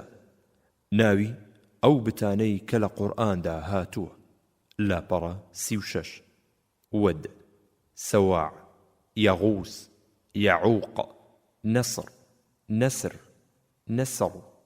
وقالوا لا تذرن آلهتكم ولا تذرن ودا ولا سواعا ولا يغوث ويعوق ونسرا سورة نوح آية 23 لات، عزى، منات. أفرأيتم اللات والعزى ومناة الثالثة الأخرى سورة النجم آية 19 آية 20. بعل بتی گەلی ئیلیاسە سەلامی خوای لێبێت، هەر وەکو خودای گەورە دەفەرمێت ئەتەدعون بعلا وتذرون أحسن الخالقين سورة الصافات آية 125. پرسیاری 170 لە سوورەتێکدا چیرۆکی عوزەیر باس کراوە؟ وەڵام لە سوورەتی ئەلبەقەڕەدا لە ئاەتی 259. پرسیاری 171 لە سوورەتێکدا باسی ئەو ماڵە کراوە کە مەلائیکەتەکان حەجی بۆ لا دەکەن؟ وەڵام لە سوورەتی ئەطووردا خودای گەورە دەفەرمێت والبيت المعمور والسقف المرفوع سورة الطور آية 4 و 5. پرسیاری 172 لە قورئاندا باسی عەرشی چ پادشایەک کراوە؟ وەڵام باسی پادشای بەلقیس کراوە کە پادشای سەبەع بوو. ولها عرش عظيم سورة النمل آية 23. پرسیاری 173 چەند جار وشەی کەئس لە قورئاندا هاتووە؟ وەڵام 6 جار. پرسیاری 174 لە سوورەتێکدا چیرۆکی ئیسماعیل سەلامی خوای لێبێت باس کراوە؟ وەڵام لە سوورەتی ئەسافاتدا. پرسیاری 175 چ سوورەتێک کۆتا سوورەتە کە باسی فیرعەونی تێدا کراوە؟ وەڵام لە سوورەتی ئەلفەجردا خودای گەورە دەفەرمێت وفرعون ذي الأوتاد سورة الفجر آية 10. پرسیاری 176 چ گەلێکن کە خودای گەورە وەسفیانی کردووە کە لە ڕۆژی دواییدا لە بەهەشتن؟ وەڵام باوەڕدارە متەقیەکان. إن المتقين في جنات وعيون سورة الحجر آية 35. پرسیاری 177 ژمارە ئەو چاوگانەی کە خودای گەورە بۆ موسای سەلامی خوای لێبێت هەڵقوڵاند چەند بوون؟ وەڵام 12 چاوک بوون کە خودای گەورە دەفەرمێت فأنبجست منه 12 عينا سورة الأعراف آية 106. پرسیاری 178 وشەی ئەلقورئان کە ئەلیف و لامی پێوە لێکا بێت چەند جار لە قورئاندا هاتووە؟ وەڵام 58 جار. پرسیاری 179 چ سوورەتێک کۆتا سوورەتە کە وشەی یەومە القیامەی تێدا هاتووە لە قورئاندا؟ وەڵام سوورەتی ئەلقیامە لە ئایەتی 1 تا 6. پرسیاری 180 ئایا وشەی ئەلمەقابر لە قورئانی پیرۆزدا هاتووە؟ وەڵام بەڵێ، 1 جار لە سوورەتی ئەتتەکاثوردا. پرسیاری 181 چ ئایەتێکە لە قورئاندا کە باس لە حەڵاڵەتی غەنیمەت دەکات؟ وەڵام ئەم ئایەتەیە کە خودای گەورە دەفەرموێت فَكُلُوا مِمَّا غَنِمْتُمْ حَلَالًا طَيِّبًا. سوورەتی ئەلئەنفال ئایەتی 69. پرسیاری 182 چەند سوورەت لە قورئاندا دەستیان پێ کردووە بە یا ئەیوهە النەبی؟ وەڵام لە 3 سوورەتدا. 1 الأحزاب، 2 الطلاق، 3 التحريم. پرسیاری 183 چ پێغەمبەرێک بوو کە سەرکەوت بەسەر جادوگەرەکاندا؟ وەڵام موسا بوو سەلامی خودای لێبێت. پرسیاری 184 چ سوورەتێکە کە وتراوە هیچ دڵتەنگ و خەفەتبارێک نییە کە بیخوێنێت کە ئارامی بۆ نێت؟ وەڵام سوورەتی یوسفە. پرسیاری 185 چ ماڵێک بوو بۆ یەکەم جار قورئانی تێدا خوێندرا؟ وەڵام لە ماڵی خەدیجەدا بوو ڕەزا و ڕەحمەتی خوای لێبێت. پرسیاری 186 چ گەلێک بوو بانگەشەی ئەوەیان دەکرد کە عوزەیر کوڕی خودایە؟ وەڵام جوولەکەکان. پرسیاری 187 ئەو پادشایە چێ بوو کە منداڵە نێرینەکانی کۆمەڵێک لە گەلەکەی دەکوشت و منداڵە مێینەکانی دەهێشتەوە؟ وەڵام فیرعەون بوو. پرسیاری 188 لە سوورەتێکدا وشەی ئەتتەبەنی تێدا پوچەڵ کراوەتەوە؟ وەڵام لە سوورەتی ئەلئەحزابدا. پرسیاری 190 چەند جار باسی مەڕیەم کراوە لە قورئاندا؟ وەڵام 34 جار. پرسیاری 191 ئایا ئینجیل زیاتر لە قورئاندا باس کراوە یان تەورات؟ وەڵام تەورات 18 جار ناوی لە قورئاندا هاتووە، بەڵام ئینجیل تەنها 12 جار. پرسیاری 192 جگە لە سوورەتی یوسف لە چ سوورەتێکدا ناوی یوسف پێغەمبەری تێدا هاتووە سەلامی خوای لێبێت؟ وەڵام لە سوورەتی غافیردا.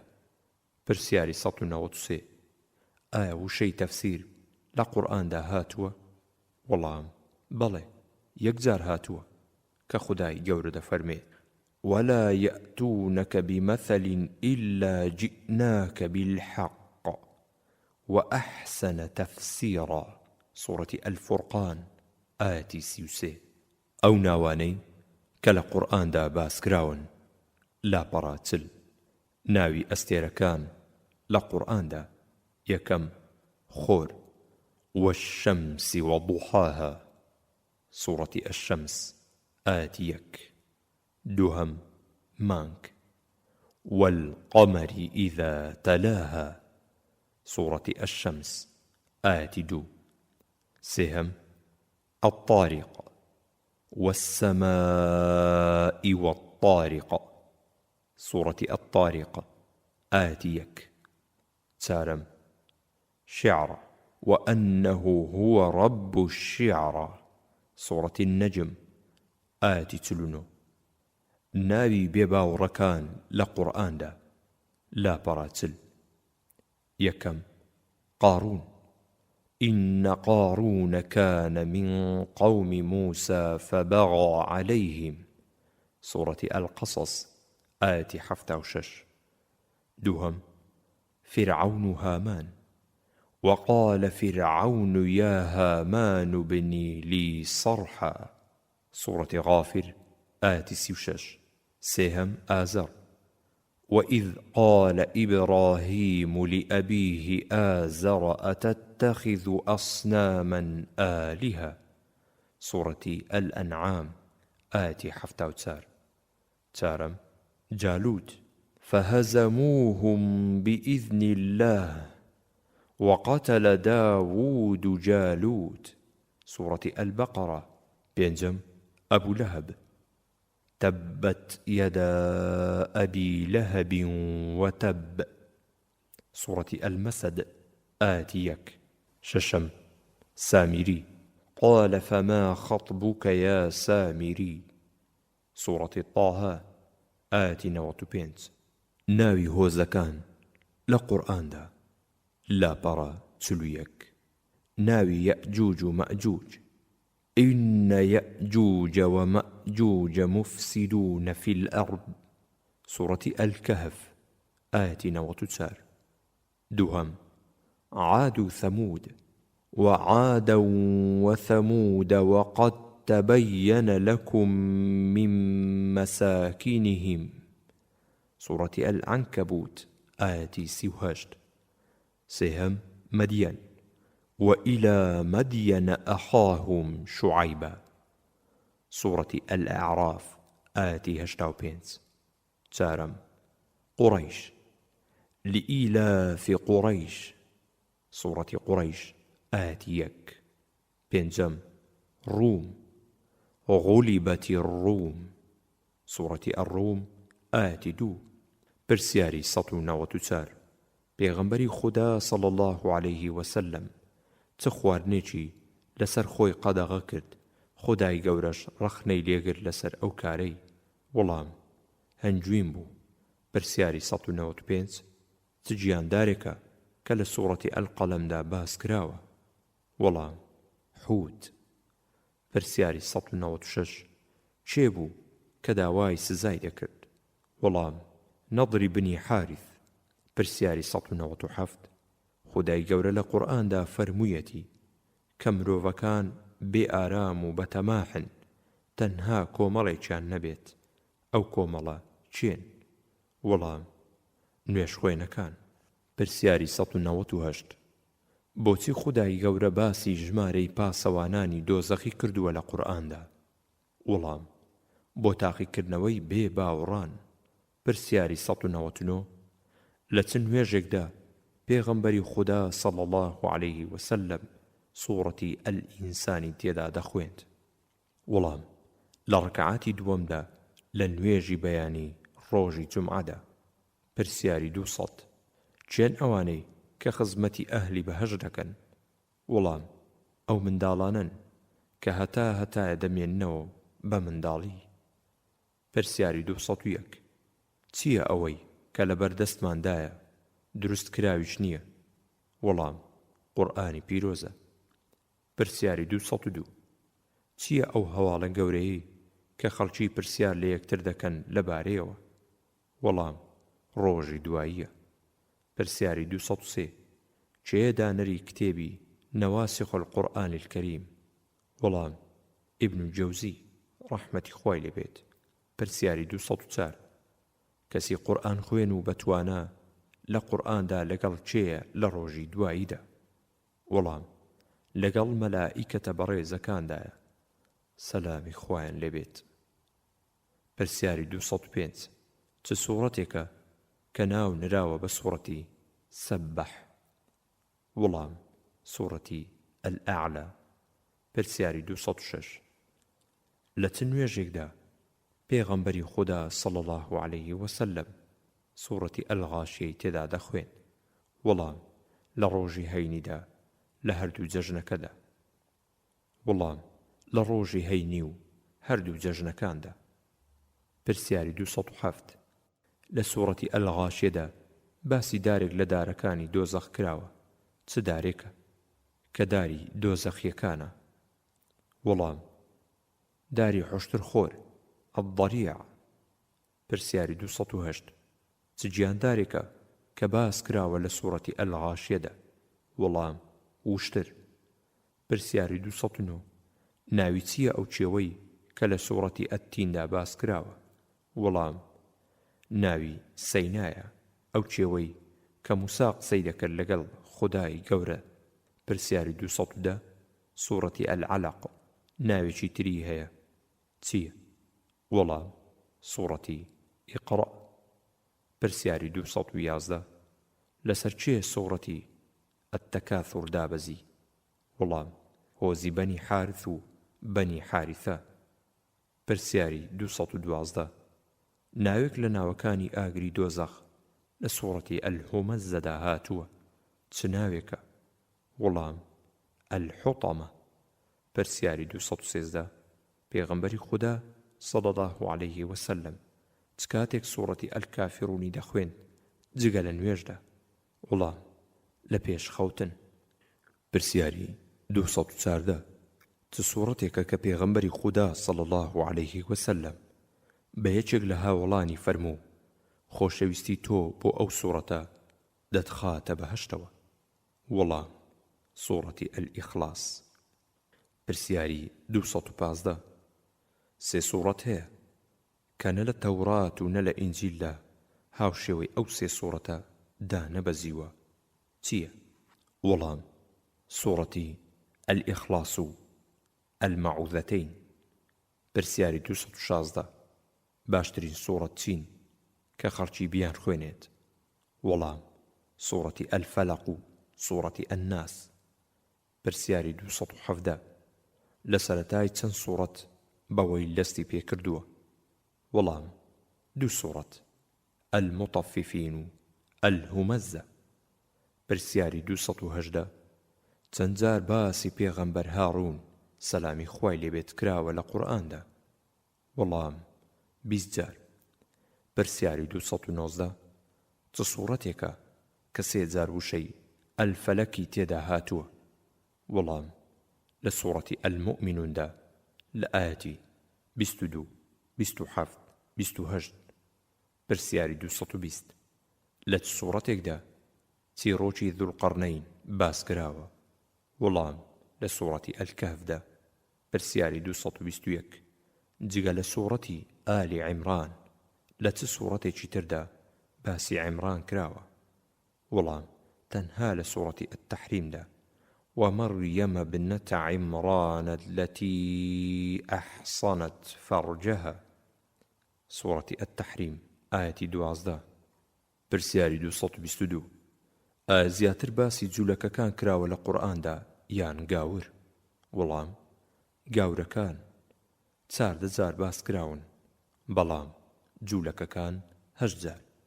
پرسیاری 223 لە چ سوورەتێکدا وشەی ئەلعیر تێیدا هاتووە؟ وەڵام لە سوورەتی یوسفدا لە ئایەتی 82 94. پرسیاری 224 سێ سیفەتی نەخۆشی هەیە لە قورئاندا بەدوای یەک هاتوون، کامانن؟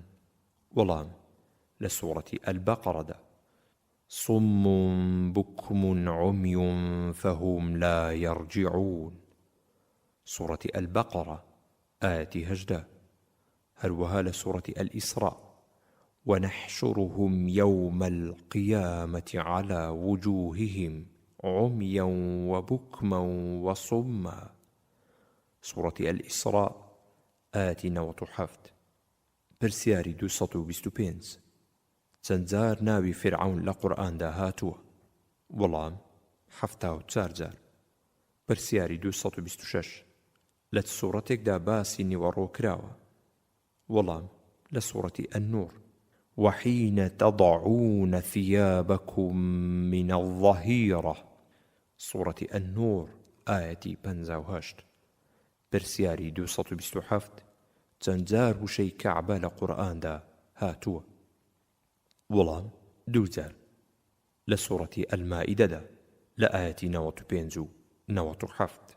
پرسیاری 228 چ دارێکە کە باسی لقەکەی کراوە لە قورئاندا؟ وەڵام دارخورما وهزي إليك بجذع النخلة. سورة مريم آية 25. پرسیاری 229 چەند جار وشەی ئەساخە لە قورئاندا هاتووە کە ناوێکە لە ناوەکانی ڕۆژی دوایی؟ وەڵام تەنها 1 جار لە سوورەتی عەبەسدا. پرسیاری 230 چ سوورەتێکە کە باسی حکمی ڕێگرەکانی تێدا کراوە؟ وەڵام لە سوورەتی ئەلمائیدەدا. پرسیاری 231 لە چ ئاەتێکدا باسی ئەوە دەکات کە کەعبە یەکەم مزگەوت بوو دروست کراوە بۆ پەرستنی خودای گەورە لەسەر زەویدا؟ وەڵام لەم ئاەتەدا إن أول بيت وضع للناس للذي ببكة مباركا وهدى للعالمين سورة آل عمران آية 96. پرسیاری 232 چ پێغەمبەرێکە کە پێش پێغەمبەرانی تر ناوی لە سوورەتی ئالی عیمراندا هاتووە؟ وەڵام ئادەم سەلامی خوای لێبێت. پرسیاری 233 چ ئاەتێکە کە باسی ئەوە دەکات کە خێزانەکانی پێغەمبەری خودا صلی الله عليه وسلم دایکی باوەڕداران؟ وەڵام لەم ئاەتەدا وأزواجه أمهاتهم سورة الأحزاب آية 6. پرسیاری 234 سوورەتێکە کە باسی عیباد الرحمانی تێدا کراوە؟ وەڵام لە سوورەتی ئەلفورقان. پرسیاری 235 چێ بوو یەکەم کەس کە قورئانی بیست لە پێغەمبەری خواوە صلی الله عليه وسلم؟ وەڵام خەدیجەی کچی خوایلەت بوو ڕەزای خوای لێبێت. پرسیاری 236 لە چ سوورەتێکدا باسی پەیمانی ئافرەتانی تێدا کراوە؟ وەڵام لە سوورەتی ئەلمومتەحینە. پرسیاری 237 چ بربەستێکە کەچی ڕۆژی دروستکردنی لە قورئاندا باس کراوە؟ وەڵام ئەو بربەستەی کە ذوڵقەرنەین دروستی کردووە.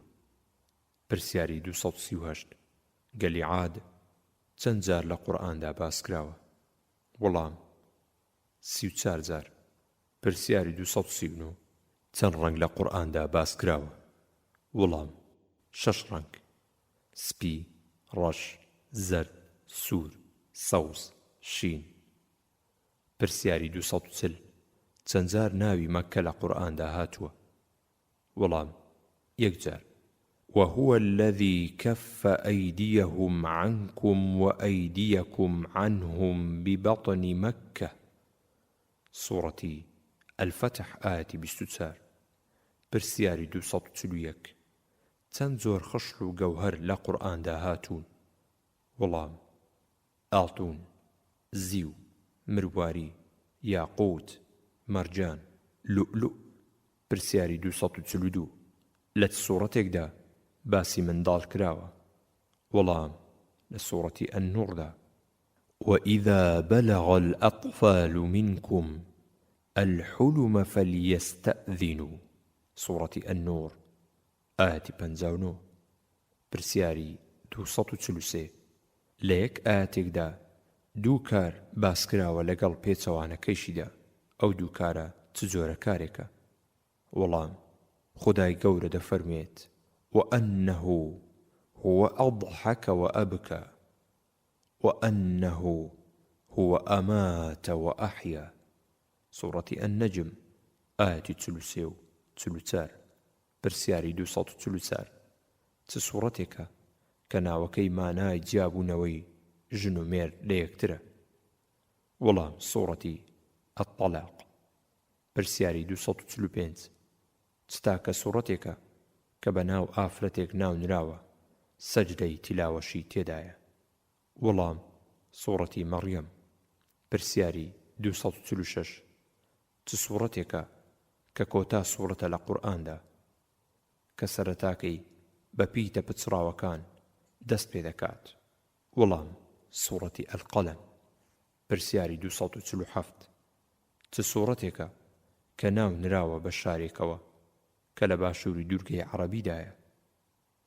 وەڵام سوورەتی سەبە. پرسیاری 248 چ سوورەتێکە کە ناو نراوە بە یەکێک لە پایەکانی ناو نوێژدا؟ وەڵام سوورەتی السەجدە. پرسیاری 249 چ سوورەتێکە کە نوێژ بەبێ خوێندنی ئەو سوورەتە دانامەزرێت؟ وەڵام سوورەتی ئەلفاتحە. پرسیاری 250 سێ سوورەت بە دوای یەکدا هاتوون، هەر سێ کەشیان بەناو سێ پێغەمبەرەوە ناونراون. ئەو سوورەتانە کامانن؟ وەڵام سوورەتی یونس، هود، یوسف سەلامی خوایان لێبێت. پرسیاری 251 چ ئاەتێکە کە بە خوێندنی دەتپارێزێت لە دەجال؟ وەڵام دە ئاەتی سەرەتای سوورەتی ئەلکەهف. پرسیاری 252 چ سوورەتێکە کە کۆتایی پێهاتووە بە سەجدەی تیلاوە لە جوزئی عەممەشدا؟ وەڵام سوورەتی ئەلعەلەق. پرسیاری 253 چێن ئەو کەسانەی کە خودای گەورە لە قورئاندا باسییان دەکات کە کردەوەیەکیان هەیە بەردەوامبوونیان لەسەر ئەو کردەوەیە ڕاگەیاندنی شەڕە دژی خوددا و پێغەمبەرەکەی صلی الله عليه وسلم؟ وەڵام سوخۆرەکان واتە ڕیباخۆرەکان. سوورەتی ئەلبەقەرە ئاەتی 279. پرسیاری 254 چ دارێکە لە دارەکانی بەهەشت کە ناوی لە قورئاندا هاتووە؟ وەڵام داری تووبە. پرسیاری 255 ساڵی چەند ثابیتی کوڕی زەیدی ئەنساری ڕەزای خوای لێبێت کۆچی دوایی کرد کە یەکێک بوو لەوانەی کە قورئانی کۆ کردەوە؟ وەڵام لە ساڵی 45 کۆچیدا. مزگەوتەکان لە قورئاندا لاپەڕە 49. یەکەم مەسجد الحرام فلنولينك قبلة ترضاها فولي وجهك شطر المسجد الحرام.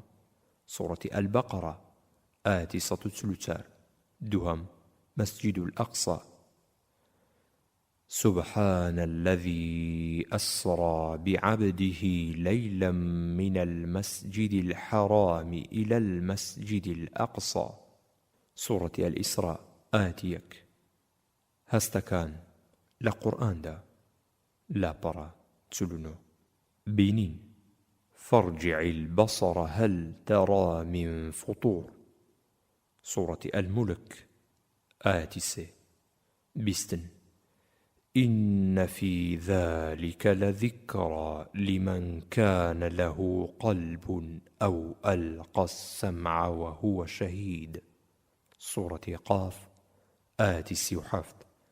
دەست لێدان ولو نزلنا عليك كتابا في قرطاس فلمسوه بأيديهم لقال الذين كفروا إن هذا إلا سحر مبين.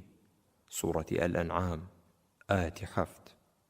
تشتن لا يذوقون فيها بردا ولا شرابا. سورة النبأ آية 24. مانگەکان لە قورئاندا لاپەڕە 5. مانگی ڕەمەزان شهر رمضان الذي أنزل فيه القرآن هدى للناس وبينات من الهدى والفرقان. سورة البقرة آية 185.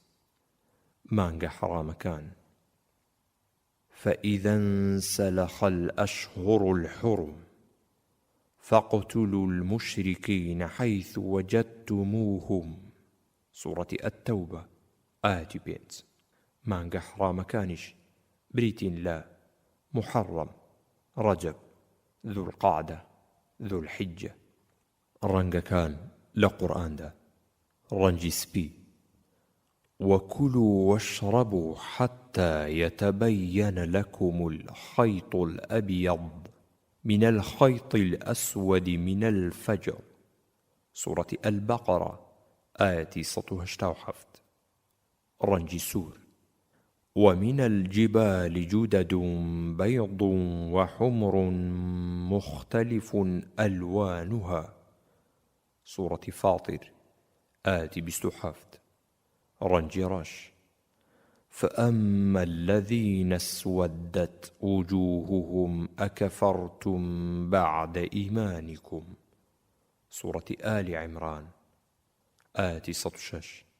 ڕەنگی زەرد قال إنه يقول إنها بقرة صفراء فاقع لونها. سورة البقرة آية 69. رنجي سوس. الذي جعل لكم من الشجر الأخضر نارا. سورة ياسين آية 8. رنجي الشين. يوم ينفخ في الصور ونحشر المجرمين يومئذ زرقا. سورة طه آية 102. بايكاني إسلام لقرآن دا شايتمان. شهد الله أنه لا إله إلا هو والملائكة وأولو العلم قائما بالقسط. سورة آل عمران آية 8. إذا جاءك المنافقون قالوا نشهد إنك لرسول الله. سورة المنافقون آية 1.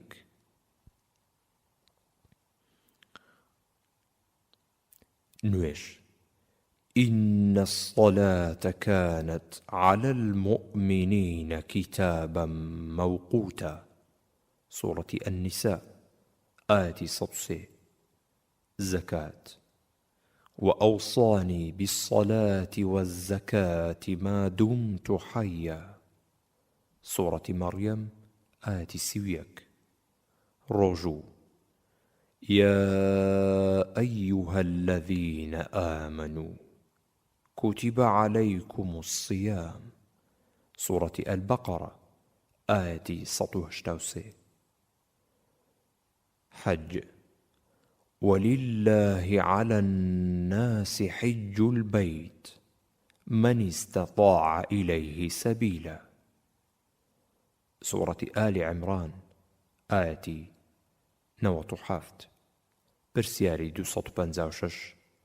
همو جزء عما سورة كان مكين تنها سي سورة النبيت مدنين أو سي سورة كامانا.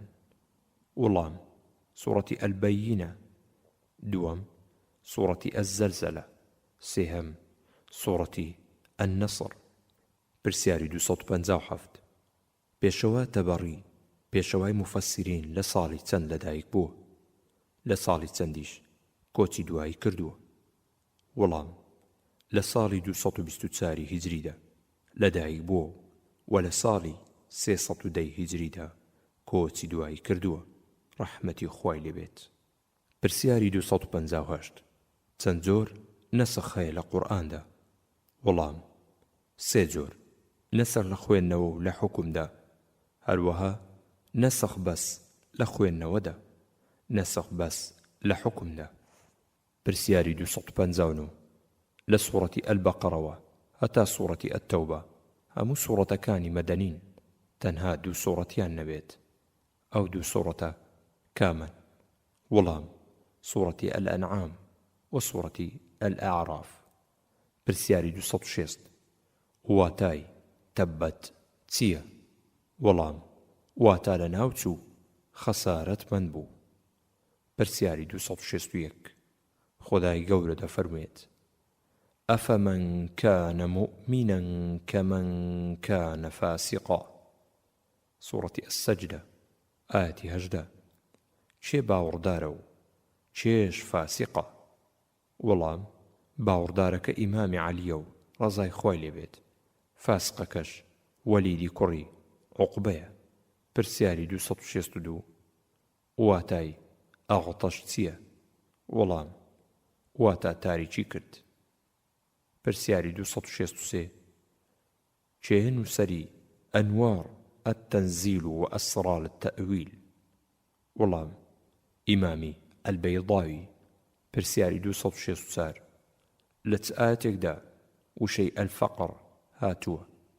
وەڵام لەم ئایەتەدا کە خودای گەورە دەفەرمێت الشەیطان یعیدکم الفەقر. سوورەتی ئەلبەقەرە ئایەتی 268. پرسیاری 265. چ سوورەتێکە کە هەموو ئایەتەکانی کۆتاییان پێ هاتووە بەپیتی دال.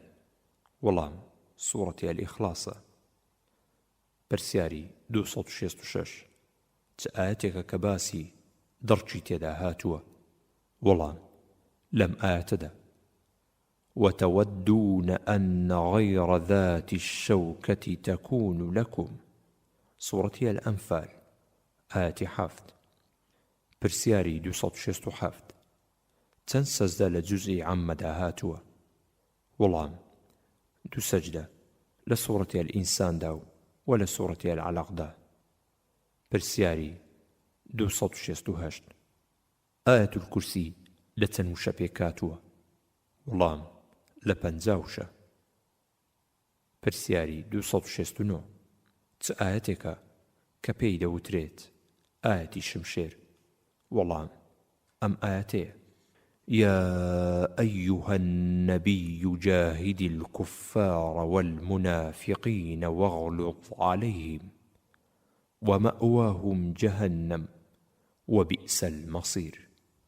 پرسیاری 270 چ ئاەتێکە ئاەتی وەسیەت؟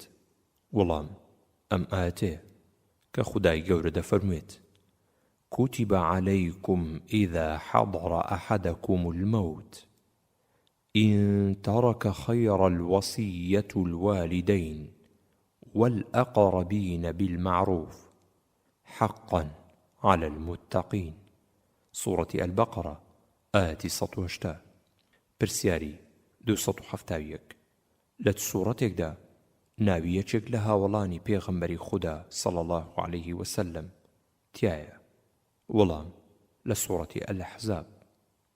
سوورەتی ئەل-ئەحزاب. پرسیاری 272 سەفوان چییە؟ وەڵام بەردێکی لووسە. پرسیاری 273 چۆر قورئان دابەزی؟ وەڵام بەش بەش بە گوێرەی ڕووداوەکان و پرسیارەکان. پرسیاری 274 چ سوورەتێک لە قورئاندا بەو شەی تەبارەک دەستی پێ کردووە؟ وەڵام سوورەتی الفورقان الملك. پرسیاری 275 چ سوورەتێکە کە بەهۆ دەستی پێ کردووە؟ وەڵام سوورەتی قوڕەیش. پرسیاری 276 ئەو سوورەتانە کامانن کە سەرەتا بە بانکردنی پێغەمبەری خوا صلی الله عليه وسلم دەستی پێ کردووە؟ وەڵام سوورەتی ئەل-ئەحزاب، الطلاق، التحریم، المزەمل، المدەثر. پرسیاری 277 چ سوورەتێکە کە ناو نراوە بربەست کە خوێنەرەکەی بربەست دەکات لە ئاگری دۆزەخ؟ وەڵام سوورەتی ئەل-کەهف.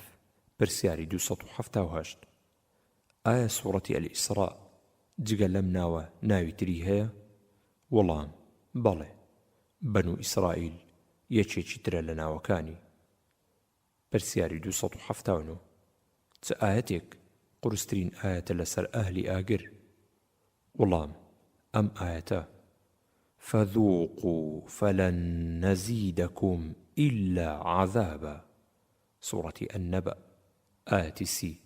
کەرتە ئاسایی و دەیەکان لە قورئاندا یەک لەسەر دوو واتە نیو.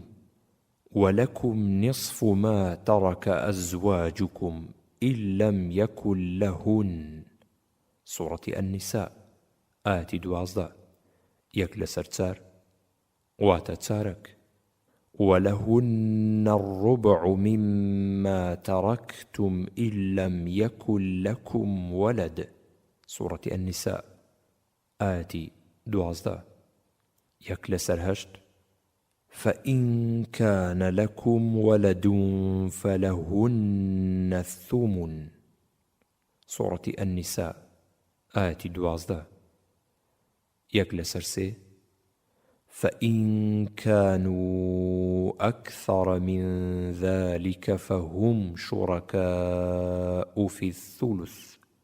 سورة النساء آية 12. دو لسر سي. إن ربك يعلم أنك تقوم أدنى من ثلثي الليل. سورة المزمل آية 20 يجلس الشش فإن كان له إخوة فلأمه السدس سورة النساء آية 11 يجلس البينت واعلموا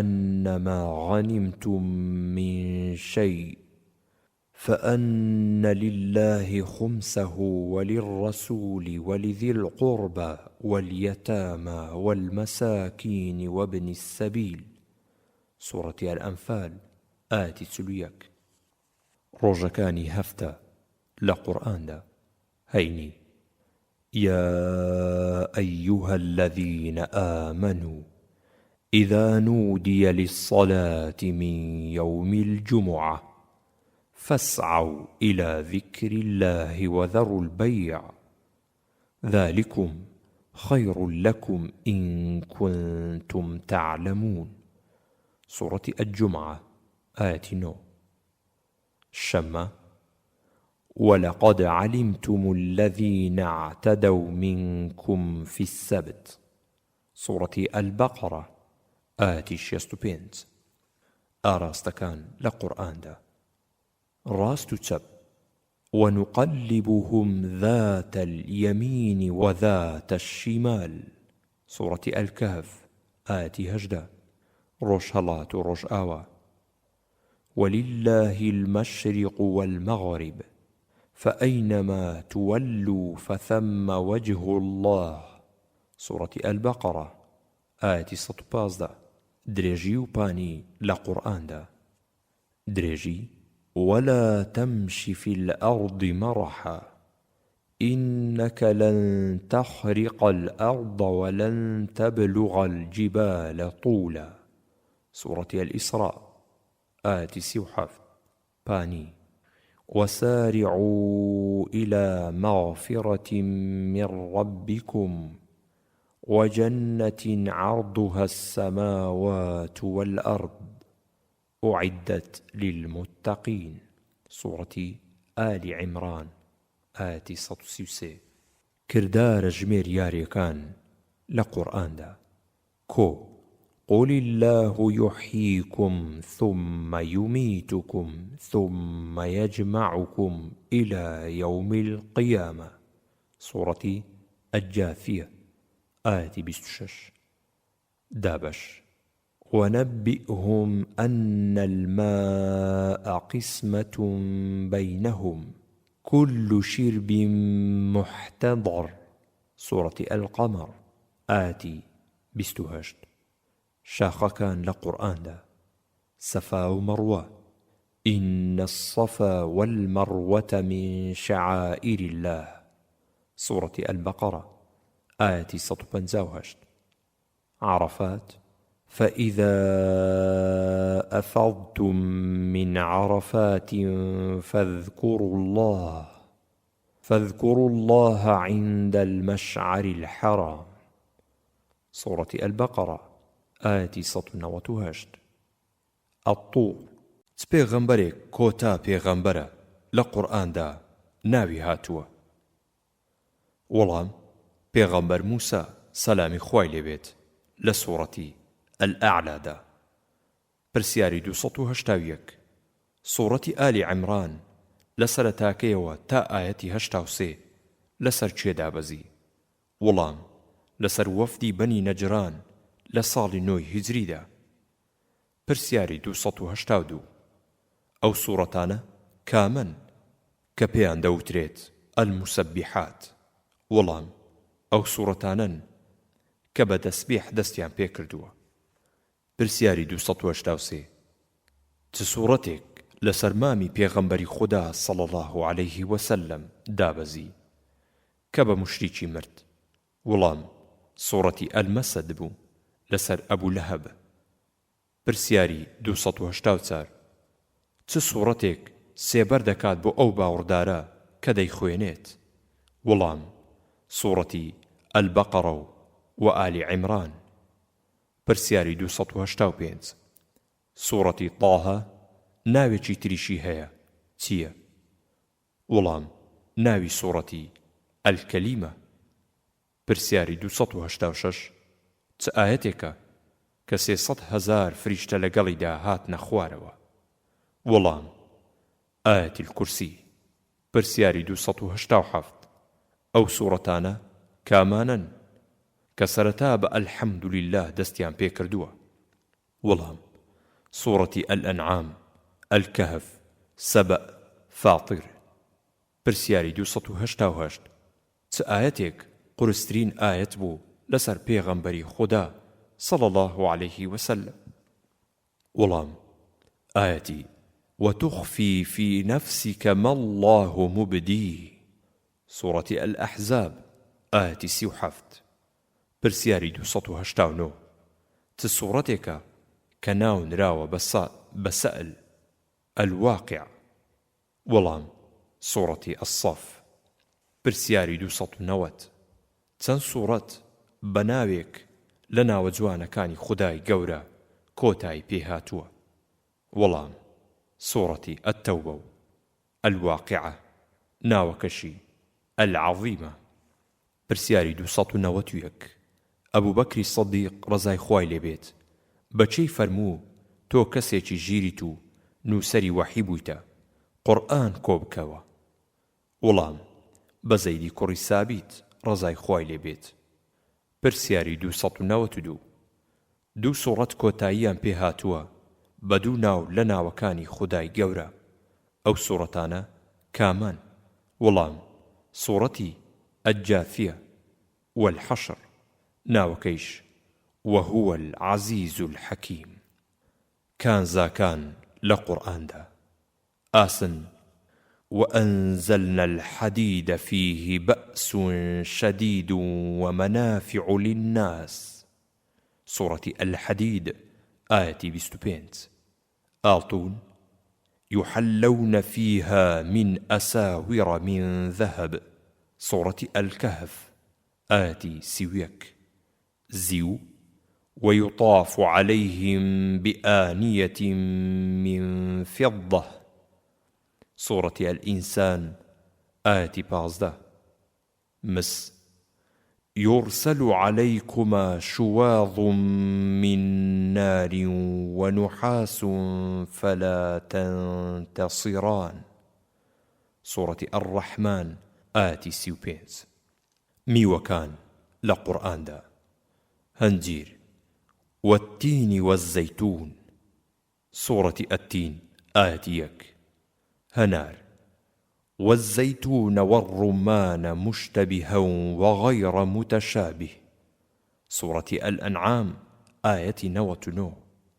تري فأنبتنا فيها حبا وعنبا وقضبا، سورة عبس، آية 27-28.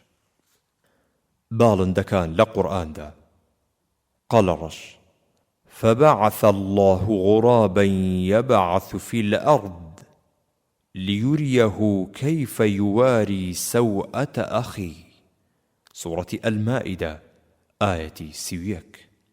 بەپولە سلەیمانە وتفقد الطير فقال ما لي لا أرى الهدهد أم كان من الغائبين، سورة النمل، آية 20.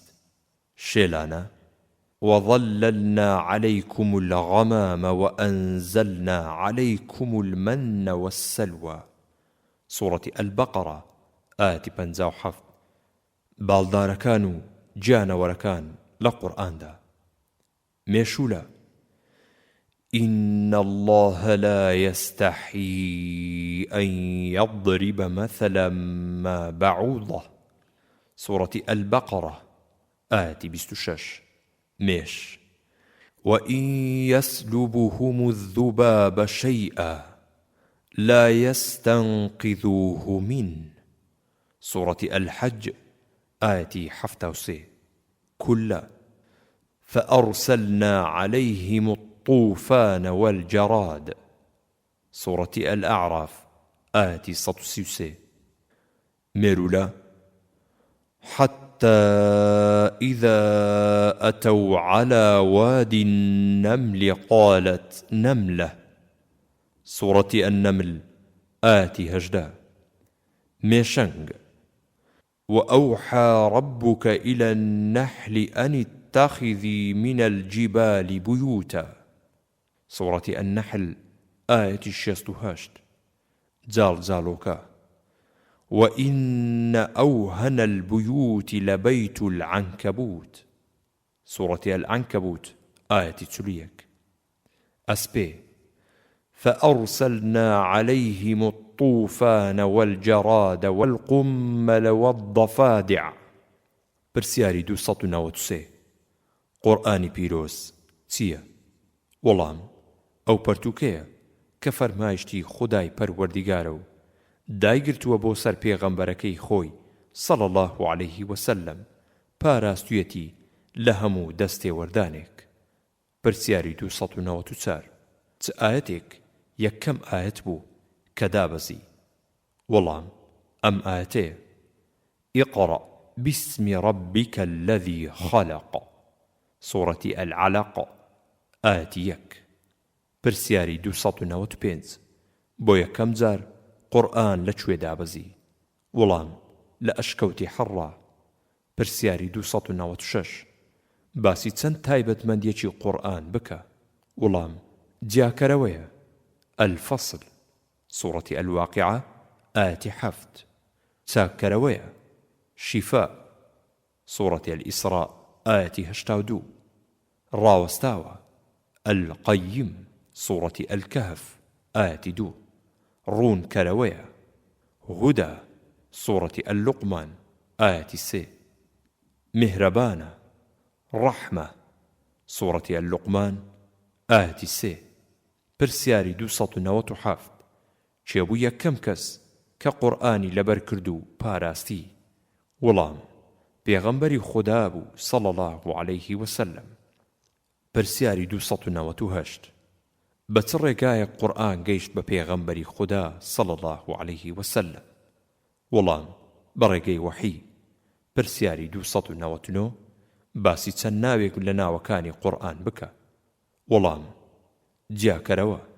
الفورقان سورة الفرقان آية 1 باشترین وتە. أحسن الحديث سورة الزمر آية 23 سروش الوحي سورة الأنبياء آية 45 ياد قروا الذكر سورة ياسين آية 69 نسراو الكتاب سورة هود آية 1 پرسیاری 300 چکاتێک قورئان دابەزی بۆ پێغەمبەری خوددا صەڵی الله عەلەیه وسەلەم؟ وەڵام لە شەوی قەدر لە مانگی ڕەمەزاندا. پرسیاری 301 بە چەند ساڵ قورئان دابەزی؟ وەڵام 23 ساڵ. پرسیاری 302 بە چ سوورەتێک دەوترێت مەکی یان مەدەنی؟ وەڵام سوورەتی مەکی بریتیە لەو سوورەتەی کە لە پێش هیجرەت دابەزی بێت، بەڵام سوورەتی مەدەنی بریتیە لەو سوورەتەی کە لە دوای هیجرەتدا دابەزی بێت. ئەم بۆچوونەش پەسندترین بۆچوونە لە لای زانایان. پرسیاری 303 پێغەمبەری خوددا صەڵی الله عەلەیه وسەلەم فەرمووی: من سره أن يقرأ القرآن رطبا كما نزل فليقرأ قرأت ابن عبد. واتە هەر کەسێ پێی خۆشە قورئان بخوێنێت بەتەڕی وەک ئەوەی کە دابەزیوە با وەکی چێ بخوێنێت؟ وەڵام وەک عەبدوڵڵای کوڕی مەسعود ڕەزای خوای لێبێت. پرسیاری 304 چ سوورەتێکە بەڕائەتی عایشە ڕەزای خوای لێبێت تیایدا باس کراوە؟ وەڵام سوورەتی ئەننوور. پرسیاری 305 چ سوورەتێکە کە لە هەر ماڵێکدا بخوێندرێت شەیطان لەو ماڵەدا ڕادەکات؟ وەڵام سوورەتی ئەلبەقەرە. پرسیاری 306 چ ئاەتێکە کە جوولەکەکان وتیان ئەگەر ئەو ئاەتە بۆ سەر ئێمە بەهاتایە خوارەوە ئەوە ئەو ڕۆژەمان دەکرد بە جەژن؟ وەڵام ئەم ئاەتە اليوم يئس الذين كفروا من دينكم فلا تخشوهم واخشون. اليوم أكملت لكم دينكم وأتممت عليكم نعمتي ورضيت لكم الإسلام دينا. سورة المائدة آية 3. پرسیاری 307 چ ئاەتێکە کە خوێندنی دەتپارێزێت لە دەجال؟ وەڵام خوێندنی دە ئاەتی سەرەتای سوورەتی ئەلکەهف. پرسیاری 308 چ سوورەتێکە کە خوێندنی بەرامبەر چوار یەکی خوێندنی قورئانە؟ وەڵام سوورەتی ئەلکافیڕون. پرسیاری 309 چەند جار ناوی پێغەمبەری خوددا صلی الله عليه وسلم هاتووە لە قورئاندا؟ وەڵام 4 جار. یەکەم لە سوورەتی ئالی عەمران، دووەم لە سوورەتی ئەلئەحزاب، سێهەم لە سوورەتی محەممەد، چوارەم لە سوورەتی ئەلفەتح. پرسیاری 310 چ دارێک نەفرەتی لێکراوە لە قورئاندا؟ وەڵام داری زەقوم. پرسیاری 311 چ ئاەتێک لە قورئاندا کۆتا ئاەت بوو کە دابەزی؟ وەڵام ئەم ئاەتەیە: واتقوا يوما ترجعون فيه إلى الله ثم توفى كل نفس ما كسبت وهم لا يظلمون. پرسیاری 312 چێ دانەری پەرتووچی الأتقان في علوم القرآن؟ وەڵام ئیمامی ئەلسیوطی ڕەحمەتی خوای لێبێت. پرسیاری 313 چ سوورەتێک بۆ 7,000 مەلائیکەت لەگەڵیدا هاتنە خوارەوە؟ وەڵام سوورەتی ئەلئەنعام. پرسیاری 314 باسی چەند پێغەمبەر سەلامی خوایان لێبێت کراوە لە قورئاندا؟ وەڵام 25 پێغەمبەر سەلامی خوایان لێبێت. پرسیاری 315 لە تمانجێکدا پێغەمبەری خوددا صلی الله عليه وسلم لەگەڵ جبریلدا سەلامی خوای لێبێت قورئانیان دەخوێند؟ وەڵام لە مانجی ڕەمەزاندا. پرسیاری 316 چ سوورەتێک کۆتا سوورەت بوو کە لە مەککە دابەزی؟ وەڵام سوورەتی ئەلموطەففیفین. پرسیاری 317 بە چ سوورەتێک دەوترێت ئەددەهر؟ وەڵام سوورەتی ئەلئینسان. هل أتى على الإنسان حين من الدهر. سوورەتی ئەلئینسان ئاەتی 1. ژمارەکان لە قورئاندا: یەکەم ژمارەی سوورەتەکانی قورئان 114 سوورەتە. ژمارەی ئاەتەکانی قورئان 6236 ئاەتە. ژمارەی وشەکانی قورئان 77439 وشەیە. ژمارەی جوزئەکانی قورئان 30 جوزئە. ژمارەی پیتەکانی قورئان 323015 پیتە. ژمارەی حیزبەکانی قورئان کە دەکاتە نیو جزء 6 حیزبە.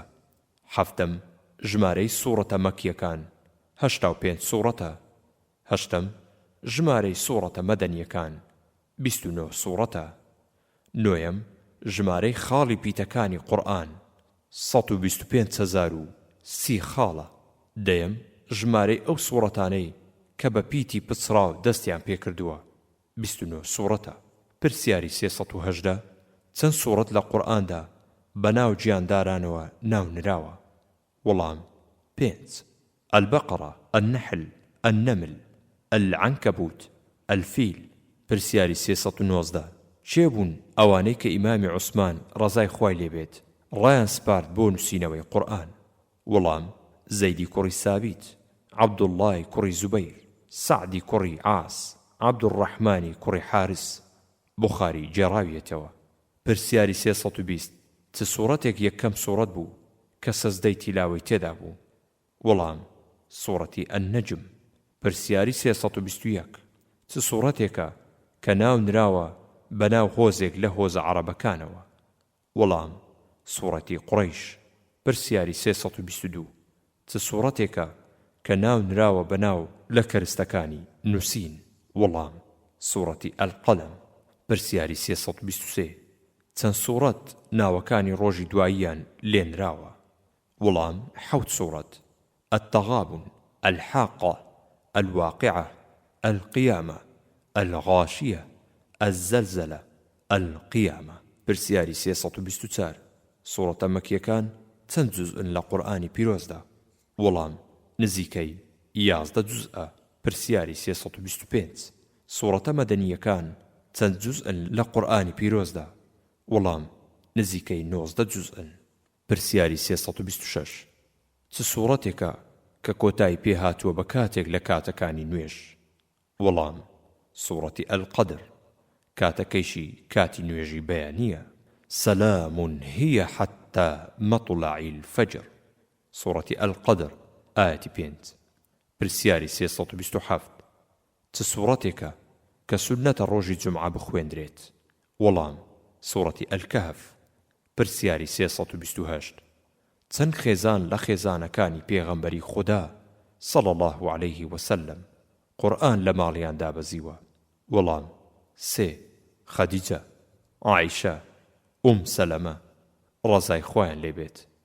پرسیاری 329 چ سوورەتێک بوو کاتێک کە هاتە خوارەوە پێغەمبەری خودا صلی الله عليه وسلم فەرمووی ئەم سوورەتە لام خۆشەویسترە لە هەموو دنیا و ئەوەشیت کە تێیدایە؟ وەڵام سوورەتی ئەلفەتح. پرسیاری 330 چێ بوو سەرکردەی وەزیرەکانی فیرعەون کە ناوی لە قورئاندا هاتووە؟ وەڵام هامان. پرسیاری 331 ئایا قورئان بە چەند قۆناغ دابەزی؟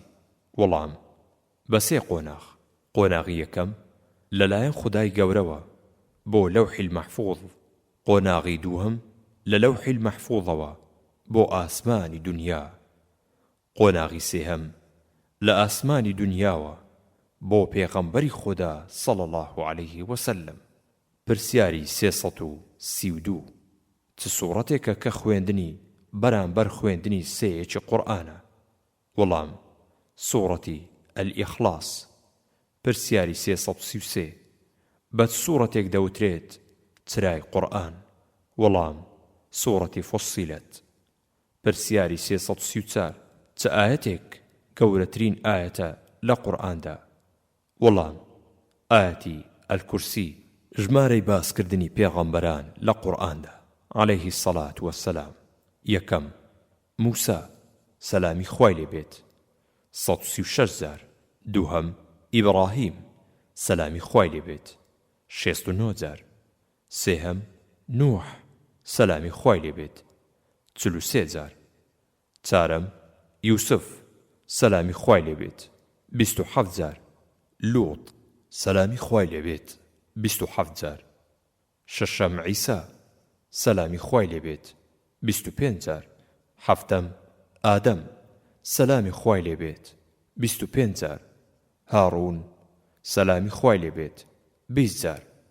نۆهەم ئیسحاق سەلامی خوای لێبێت 17,000. دەهەم سولەیمان سەلامی خوای لێبێت 17,000. یازدەمین یعقوب سەلامی خوای لێبێت 16,000. دوازدە داوود سەلامی خوای لێبێت 16,000. سێزدە ئیسماعیل سەلامی خوای لێبێت 12,000.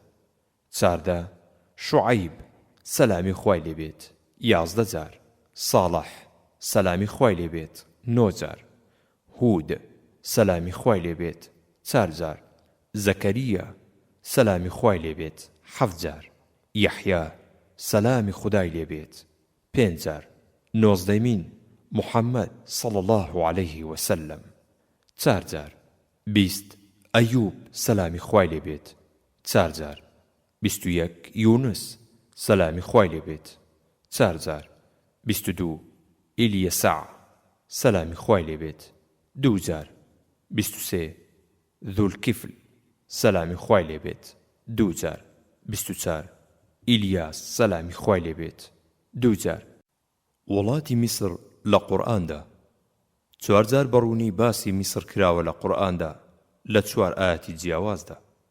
یەکەم خودای گەورە دەفەرموێت وأوحينا إلى موسى وأخيه أن تبوأ لقومكما بمصر بيوتا، سورة يونس آية 87. دوهم وقال الذي اشتراه من مصر لامرأته أكرمي مثواه، سورة يوسف آية 21. سهم وقال ادخلوا مصر إن شاء الله آمنين. سورة يوسف آية 99. تسارم. ونادى فرعون في قومه قال يا قوم أليس لي ملك مصر وهذه الأنهار تجري من تحتي. سورة الزخرف آية 50. پرسیاری 335 لە سوورەتێکدا باسی یەکەم تاوان کراوە کە لەسەر زەوی کرا. وەڵام لە سوورەتی ئەلمائیدەدا. پرسیاری 336 چ گروپێک بوون کە دەنگ و باسی دروستبوونی قورئانیان هەژاند؟ وەڵام معتەزیلەکان بوون. پرسیاری 337 چ سوورەتێکە کە ناو نراوە بە یەکێک لە غەزاکانی پێغەمبەری خوددا صلی الله عليه وسلم؟ وەڵام سوورەتی ئەلئەحزاب. پرسیاری 338 پێغەمبەری خوددا صلی الله عليه وسلم فەرمووی پیرمی کرد هود و هاوشێوەکانی کامانن؟ وەڵام سوورەتی ئەلواقعە، ئەلمورسەلات، ئەنەبە، ئەتەکویر. پرسیاری 339 لە چ ئایەتێکدا باسی لیعان کراوە؟ وەڵام لەم ئایەتانەدا 6، 7، 8، 9 لە سوورەتی ئەننوڕدا. پرسیاری 340 چێن ئەو کەسانەی کە خودای گەورە تووڕەبوونی خۆی ڕژاندووە بەسەریاندا ئەلمەغضوب عەلەیهیم، هەروەها ئەو کەسانەی کە گومڕابوونە ئەڵضالین لە سوورەتی ئەلفاتیحەدا. وەڵام ئەو کەسانەی کە خودای گەورە تووڕەبوونی خۆی ڕشتووە بەسەریاندا جوولەکەکانن، ئەو کەسانەش کە گومڕابوونە گاورەکانن.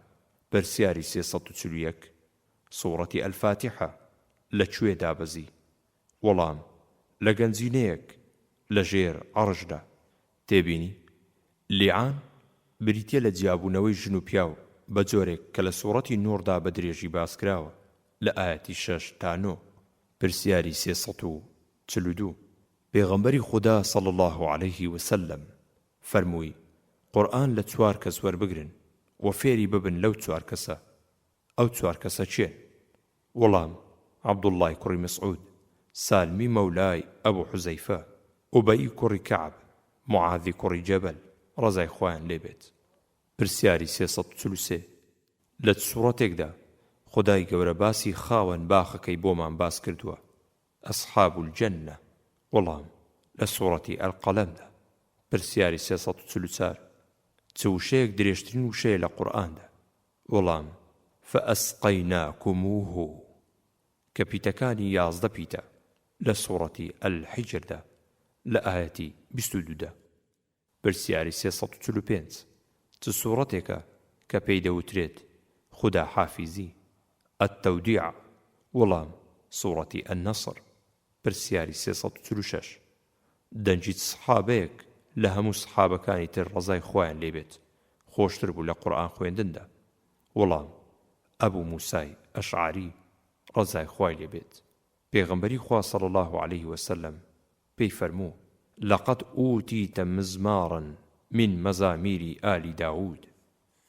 پرسیاری 347 چ سوورەتێکە درێژترین سوورەتە لە قورئاندا؟ وەڵام سوورەتی ئەلبەقەرە ژمارەی ئایەتەکانی 286 ئایەتە. پرسیاری 348 لە سوورەتێکدا خاوەن دوو باخەکە باسکراوە؟ وەڵام لە سوورەتی ئەلکەهفدا. پرسیاری 349 کێیە کە پێی دەوترێت وەرجێڕی قورئان؟ وەڵام عەبدوڵڵای کوڕی عەباس ڕەزا و ڕەحمەتی خوای لێبێت. پرسیاری 350 قوتابیەکانی عیسا سەلامی خوایان لێبێت لە قورئاندا ناویان چییە؟ وەڵام حەواری. پرسیاری 351 چێ بوو خاڵی لەسەر پیتەکانی قورئانی پیرۆزدانە؟ وەڵام نەسری کوڕی عاسم. پرسیاری 352 چ باڵندەیەکە کە قسەی کردووە لە قورئانی پیرۆزدا؟ وەڵام پەپوولە سولەیمانە. پرسیاری 353 بە چ زاراوەیەکی عەرەبی قورئان دابەزی؟ وەڵام بە زاراوەی قوڕەیش. پرسیاری 354 چیرۆکی چ پێغەمبەرێکە لە پێغەمبەران کە لە یەک سوورەتدا بە تەواوی باس کراوە؟ وەڵام چیرۆکی یوسف پێغەمبەرە سەلامی خوای لێبێت. پرسیاری 355 چ ئاەتێکە کە سووی قەدەغە کرد قەدەغەی کۆتایی؟ وەڵام لەم ئاەتە يا أيها الذين آمنوا اتقوا الله وذروا ما بقي من الربا إن كنتم مؤمنين سورة البقرة آية 278. پرسیاری 356 ئەو کاتە چەندە کە پێغەمبەری خوا صلی الله عليه وسلم قەدەغەی کردووە لەوە کەمتر قورئانی تێدا ختم بکرێت؟ وەڵام 3 ڕۆژە. پرسیاری 357 بەت سوورەتێک دەوترێت چاکەرەوە ئەشافیە؟ وەڵام بە سوورەتی ئەلفاتحە. لە قورئاندا 5 پێغەمبەر سەلامی خوایان لێبێت ناو نراون پێش لەدایک بوونیان. ئەوانش: یەکەم محەممەد صلى الله عليه وسلم ومبشرا برسول يأتي من بعد اسمه أحمد سورة الصف آية 6. يحيى سلام خوای لێبێت إنا نبشرك بغلام اسمه يحيى سورة مريم آية 7.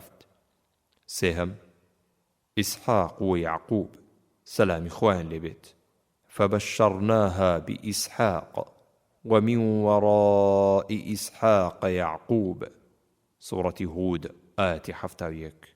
پێنجەم عيسى سلام خوای لێبێت إذ قالت الملائكة يا مريم إن الله يبشرك بكلمة منه اسمه المسيح عيسى بن مريم سورة آل عمران آية 35. لە قورئاندا 6 لە پێغەمبەران سەلامی خوایان لێبێت باسکراون کە باوکیشیان پێغەمبەر بوونە سەلامی خوایان لێبێت: ئیسماعیلی کوڕی ئیبراهیم، ئیسحاقی کوڕی ئیبراهیم، یعقوبی کوڕی ئیسحاق، یوسفی کوڕی یعقوب، یەحیای کوڕی زەکەریا، سولەیمانی کوڕی داوود. پرسیاری 358 ئەصحاب الکەهف چەندێک لەو ئەشکەوتەدا مانەوە؟ وەڵام 309 ساڵ بە مانگی قەمەری بەرامبەر 300 ساڵ بە مانگی شەمسی. پرسیاری 359 ئەو ئاەتە چ ئاەتێکە کە لە ناو کەعبە دابەزی؟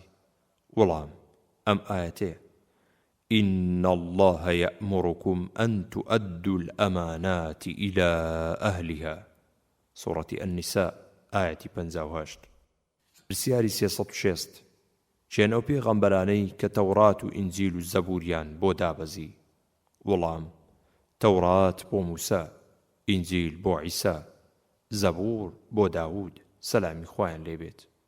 پرسیاری 361 چ مێروویەکە کە قسەی کرد لە قورئاندا؟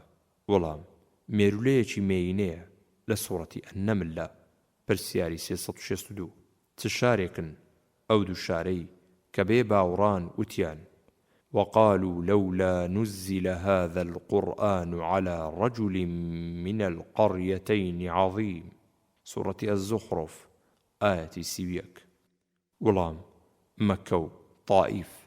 پرسیاری 363 جێبوو یەکەم جێنشین کە فەرمانی کرد بە کۆکردنەوەی قورئان؟ وەڵام ئەبوو بەکری سدیق بوو ڕەزای خوای لێبێت. پرسیاری 364 لە چ ئاەتێکدا باسی پێویستیەکانی دەستنوێژ و تەیموم کراوە؟ وەڵام لە ئاەتی 6 سوورەتی ئەلمائیدەدا. پرسیاری 365 لە چ سوورەتێکدا باسی پەیمانی ڕەضوان کراوە؟ وەڵام لە سوورەتی ئەلفەتحدا. پرسیاری 366 چ گیاندارێک بوو کە بە درۆ تاوانبار کرا بە خواردنی یەکێک لە پێغەمبەران؟ وەڵام گورگ بوو بە خواردنی یوسف پێغەمبەر سەلامی خوای لێبێت. پرسیاری 367 چ سوورەتێکە کە تەنها 3 ئاەتە و دەپیتی واوی تێدا هاتووە؟ وەڵام سوورەتی ئەلعەسر. پرسیاری 368 ئوم القوڕا کوێیە لەم ئاەتەدا؟ ولتنذر أم القرى ومن حولها سورة الأنعام آية 92. وەڵام مەکەی پیرۆزە. پرسیاری 369 چ سوورەتێک ناو نراوە لە قورئاندا بە ناوەکانی خودای گەورە؟ وەڵام سوورەتی الرحمن، الأعلى، النور پرسیاری 370 چ ماڵێک لاوازترین ماڵە کە لە قورئاندا باسکراوە؟ وەڵام ماڵی جاڵجاڵۆکە لە ئاەتی 41 سوورەتی ئەلعنکەبوت. پرسیاری 371 چ سوورەتێکە کە ناو نراوە بە حەوزەکەی پێغەمبەری خودا صلی الله عليه وسلم؟ وەڵام سوورەتی ئەلکەوثەر. پرسیاری 372 ئەم ئاەتە لەسەر چێ دابەزی؟ من المؤمنين رجال صدقوا ما عاهدوا الله عليه فمنهم من قضى نحبه ومنهم من ينتظر وما بدلوا تبديلا. سورة الأحزاب آية 23. وەڵام لەسەر ئەنەسی کوڕی نەضر ڕەزای خوای لێبێت. پرسیاری 373 چ شتێکە کە خودای گەورە وەحی بۆ کردووە و مرۆڤ و جنۆکەیش نییە؟ وەڵام هەنگە وأوحى ربك إلى النحل. سورة النحل آية 68. پرسیاری 374 لە سوورەتێکدا باسی غەزای حونەینین کراوە؟ وەڵام لە سوورەتی التەوبەدا لە ئاەتی 25دا.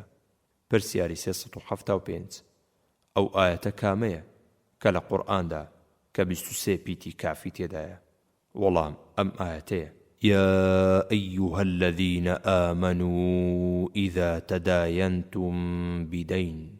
سورة البقرة آية 282. پرسیاری 376 لە سوورەتێکدا باسی ئەو هۆکارانە کراوە کە هۆن بۆ لابردنی سزا لەسەر خەڵک و وەچە هۆکارێکن؟ وەڵام لە سوورەتی الأنفالدا هۆکارەکانیش بوونی پێغەمبەری خودایە صلی الله عليه وسلم لەناو خەڵکدا و داوای لێخۆشبوونە لە خودا. پرسیاری 377 سوورەتێکە کە ناو نراوە بە یەکێک لە کانزاکانەوە؟ وەڵام سوورەتی الحەدید. پرسیاری 378 چەند نوسخە قورئان نووسرایەوە لە کاتی خەلافەتی ئیمامی عوثماندا ڕەزای خوای لێبێت؟ وەڵام 7 نوسخە. پرسیاری 379 چەند سوورەت کۆتاییان پێ هاتووە بە سەجدەی تیلاوە؟ وەڵام 3 سوورەت: الأعراف، العلق، النجم. پرسیاری 380 لە قورئاندا ناوی چی هاتووە کە لەدایک نەبووە؟ وەڵام ئادەم، حەوا، بەرانەکەی ئیسماعیل، وشترەکەی ساڵح. سوورەتەکان و نازناوەکان: ئوم الکتاب، دایکی کتاب، نازناوی سوورەتی الفاتحەیە. ئوم القورئان، دایکی قورئان، نازناوی سوورەتی الفاتحەیە. سەنام القورئان وفەستات القورئان، شکۆ و گەورەیی قورئان، نازناوی سوورەتی البەقەرەیە. الزەهڕەوان، ڕووناچی و گەشاوەیان، ڕووناچی و گەشاوە یان دوو پەڵە هەورەکە، نازناوی سوورەتی البەقەرە و ئالی عیمرانە. قەلب القورئان، دڵی قورئان، نازناوی سوورەتی یاسینە. عروس القورئان، بوچی قورئان، نازناوی سوورەتی الرەحمانە. الفاضحة، ئابڕوبەر، نازناوی سوورەتی التەوبەیە. سەودەتە بەنی ئیسرائیل، نازناوی سوورەتی الئیسرایە. المؤمن، باوەڕدارەکە، نازناوی سوورەتی غافرە. بەدر، بەدر نازناوی سوورەتی الأنفالە. بەنی نەذیر، نازناوی سوورەتی الحەشرە.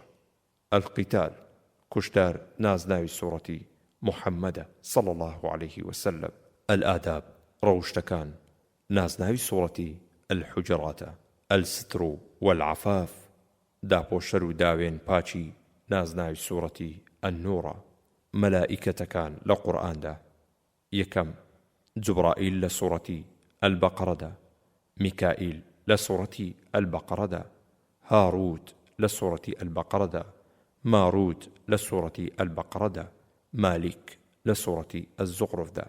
پرسیاری 381 چ سەحابەیەک بوو کە پێغەمبەری خودا صلی الله عليه وسلم گوێی لێبوو کە قورئانی دەخوێند، فەرمووی سوپاس بۆ ئەو خودایە کە کەسانی ئەوهای لەناو ئومەتی مندا دروست کردووە؟ وەڵام ئوبەی کوڕی کەعب بوو ڕەزای خوای لێبێت. پرسیاری 382 دوو چاکەرەوەکە چییە؟ وەڵام قورئان و هەنجوینە. پرسیاری 383 پێغەمبەری خوددا صلی الله عليه وسلم فەرمووی باشترینتان ئەوەیە کە فێری چی بێت و خەڵکیشی فێر بکات وەڵام قورئان خوێندن پرسیاری 384 چ وشەیەک زۆرترین وشەیە کە لە قورئاندا هاتووە وەڵام وشەی ئەڵڵاه 2640 جار لە قورئاندا هاتووە پرسیاری 385 چتاکە سوورەتێکە کە پیتی ڕای تێیدا نەهاتووە وەڵام سوورەتی ئەلئیخلاس پرسیاری 386 چ سوورەتێکە کۆتا سوورەتە لە شاری مەدینەدا هاتووتە خوارەوە وەڵام سوورەتی ئەننەسر پرسیاری 387 سوورەتی ئەلفاتحە لە چەند وشە و پیت پێکاتووە وەڵام لە 25 وشە و 113 پیت پێکاتووە پرسیاری 388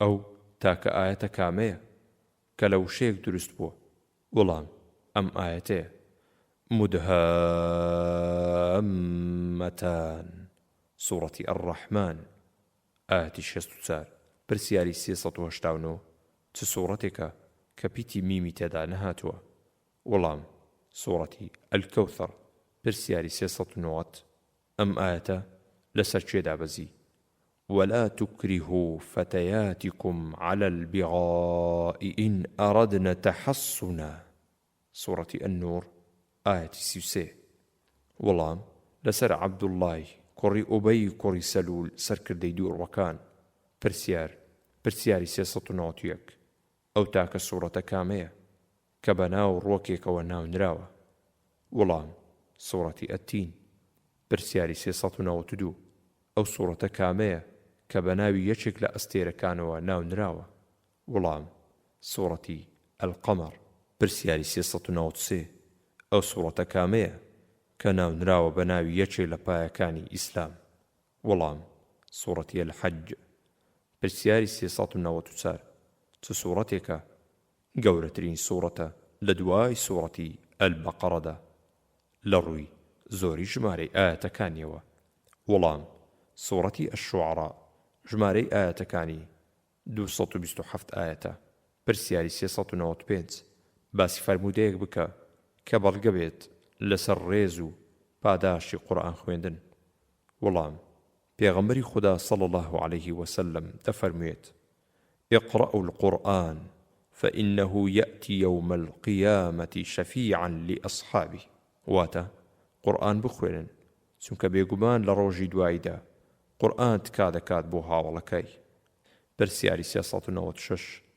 سوورەتێکە کە تکا دەکات بۆ هاوڵەکەی تا ڕزگاری دەکات لە سزای گۆڕ وەڵام سوورەتی ئەلمولک پرسیاری 397 پێغەمبەری خوددا صلی الله عليه وسلم فەرمووی ناگەڕێینەوە بۆ لای خودای گەورە بەکارێک باشتر بێت لەوەی چ لە لای خواوە بۆمان هاتووە وەڵام قورئانی پیرۆز پرسیاری 398 چ ئاەتێک ترسناکترین ئاەتە لە قورئاندا وەڵام ئەم ئاەتەیە فمن يعمل مثقال ذرة خيرا يره ومن يعمل مثقال ذرة شرا يره سورة الزلزلة آية 78 پرسیاری 399 ئەم ئاەتە لەسەر کێ دابەزی يا أيها الذين آمنوا لا تتخذوا عدوي وعدوكم أولياء تلقون إليهم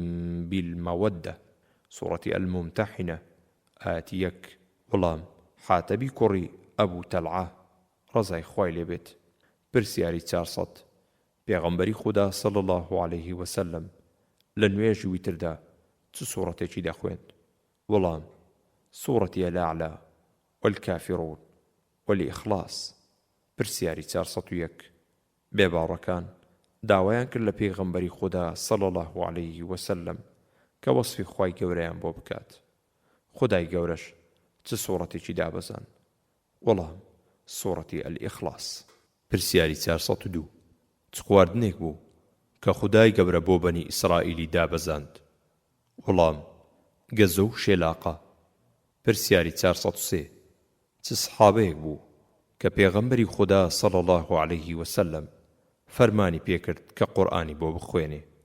وەڵام عەبدوڵڵای کوڕی مەسعود بوو ڕەزای خوای لێبێت. پرسیاری 404 پێغەمبەری خوددا صلی الله عليه وسلم بە خوێندنی سوورەتێک پەنای بە خودای گەورە دەگرت. وەڵام بە خوێندنی سوورەتی ئەلفەلەق و ئەنناس. پرسیاری 405 ئەو سوورەتە کامەیە کە کۆتایی پێهاتووە بە ناوی دوو لە پێغەمبەران؟ وەڵام سوورەتی ئەلەعلا صحوفی ئیبراهیمە و موسا. ئەلەعلا ئایەتی 19. پرسیاری 406 لە سوورەتێکدا باسی قەلە ڕەشکراوە؟ وەڵام لە سوورەتی ئەلمائیدەدا لە ئایەتی 31دا. پرسیاری 407 ئەم ئایەتە لەسەر چێ دابەزی؟ ومن الناس من يشري نفسه ابتغاء مرضات الله والله رؤوف بالعباد. سورة البقرة آية 207. وەڵام سوهەیبی کوڕی سینانی ڕۆمی. پرسیاری 408 لە سوورەتێکدا غەزوەی ئوحود باس کرا؟ وەڵام لە سوورەتی ئالی عەمران. پرسیاری 409 تاکە مرۆڤێکە کە خودای گەورە سوێند بە تەمەنی خواردووە؟ وەڵام پێغەمبەری خوایە صلی الله عليه وسلم لعمرك إنهم لفي سكرتهم يعمهون. سورة الحجر آية 72.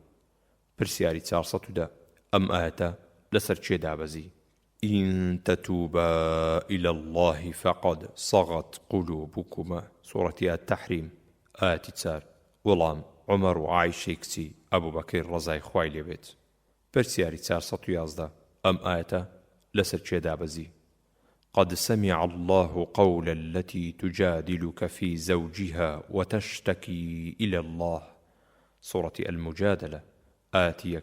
وەڵام خەولەی کچی سەعلەبەی خێزانی ئەوسی کوڕی سامت. پرسیاری 412 چ سوورەتێکە کە خودای گەورە فەرمانی کرد بە پێغەمبەری خوددا صلی الله عليه وسلم کە بەسەر ئوبەی کوڕی کەعبدا بیخوێنێتەوە؟ وەڵام سوورەتی ئەلبەیینە. پرسیاری 413 چ ئایەتێکە کە دوو فەرمان و دوو قەدەغا و دوو مژدەی تێدا هاتووە؟ وەڵام ئەم ئایەتەیە وأوحينا إلى أم موسى أن أرضعيه فإذا خفت عليه فألقيه في اليم ولا تخافي ولا تحزني إنا رادوه إليك وجاعلوه من المرسلين. سورة القصص آية 7. پرسیاری 414 لە قورئاندا چەند وشەیەک هاتووە بە زمانی تورکی و ڕۆمی و عیبرانی و حەبەشی ئەو شانە کامانن؟ وەڵام ئەلغەساق واتە ساردێکی بۆگەن بە زمانی تورکی، ئەلقیستاس پێوانە یان دادپەروەری بە زمانی ڕۆمی، ئەلسەلسەبیل ناویکانیەکە لە بەهەشدا بە زمانی عیبرانی، ئەلئەڕائیک ناوی سیسەمە بە زمانی حەبەشە. پرسیاری 415 چ فەرموودەیەک هەیە کە هەرمان بدات لەسەر دەنگخۆشی لە قورئاندا؟ وەڵام لەم فەرموودەیەدا کە پێغەمبەری خوددا دەفەرمێت صلی الله عليه وسلم زەینوا القورئان بئەصواتکم، واتە قورئان جوانتر بکەن بە دەنگتان. ئیبن ماجە جێڕاویەتەوە. پرسیاری 416 چێبوو جالوتی ستەمکاری کوشت؟ وەڵام پێغەمبەر داود بوو سەلامی خوای لێبێت. پرسیاری 417 لە چ ئایەتێکدا 25 ڕاناو هاتووە بۆ کۆی ئافرەتان؟ وەڵام لە ئایەتی ژمارە 31 سوورەتی ئەننوڕدا. پرسیاری 418 ئەو شایەتانە چێن کە شایەتی ڕاستی دەدەن لەگەڵ ئەوەشدا دەچنە دۆزەخەوە؟ وەڵام شایەتەکان لاشەی مرۆڤن. يوم تشهد عليهم ألسنتهم وأيديهم وأرجلهم بما كانوا يعملون. سورة النور آية 24. پرسیاری 419 سوورەتێکە کە هەموو ئاەتەکانی وشەی ئەڵڵای تێدا هاتووە؟ وەڵام سوورەتی ئەلموجادلە. پرسیاری 420 لە چ ئاەتێکدا باسی کورتکردنەوەی نوێژ لە سەفەردا کراوە؟ وەڵام لە ئاەتی 101 سوورەتی ئەنیسادا. پرسیاری 421 6 ناو لە ناوەکانی دۆزەخ باز بکە. وەڵام: سەعیر، جەهەنەم، حوتەمە، لەظە، هاویە، سەقەر. پرسیاری 422 چێ دانەری کتابی التبیان في آداب الحملة القرآن؟ وەڵام: ئیمامی نەوەوی ڕەحمەتی خوای لێبێت. پرسیاری 423 ئەم ئاەتە لەسەر چێ دابەزی؟ ذرني ومن خلقت وحيدا، سورة المدثر، آية 11. وەڵام: وەلیدی کوڕی مغەیرە. پرسیاری 424 چ ئاەتێک بوو کاتێک کە پێغەمبەری خودا صلی الله عليه وسلم خوێندیەوە هەردوو دەستی بەرز کردەوە و دەستی گرت بە گریان؟ وەڵام: ئەم ئاەتە بوو: إن تعذبهم فإنهم عبادك وإن تغفر لهم فإنك أنت العزيز الحكيم، سورة المائدة، آية 118. پرسیاری 425 ناوی ئەو دەنگە چییە کە لە قورئاندا هاتووە؟ وەڵام: ناوی خوارەکە کە دەنجی گایە. فأخرج لهم عجلا جسدا له خوار، سورة طه، آية 88. پرسیاری 426 ئەم ئاەتە لەسەر چێ دابەزی؟ ومنهم من يقول ائذن لي ولا تفتيني، سورة التوبة، آية 49.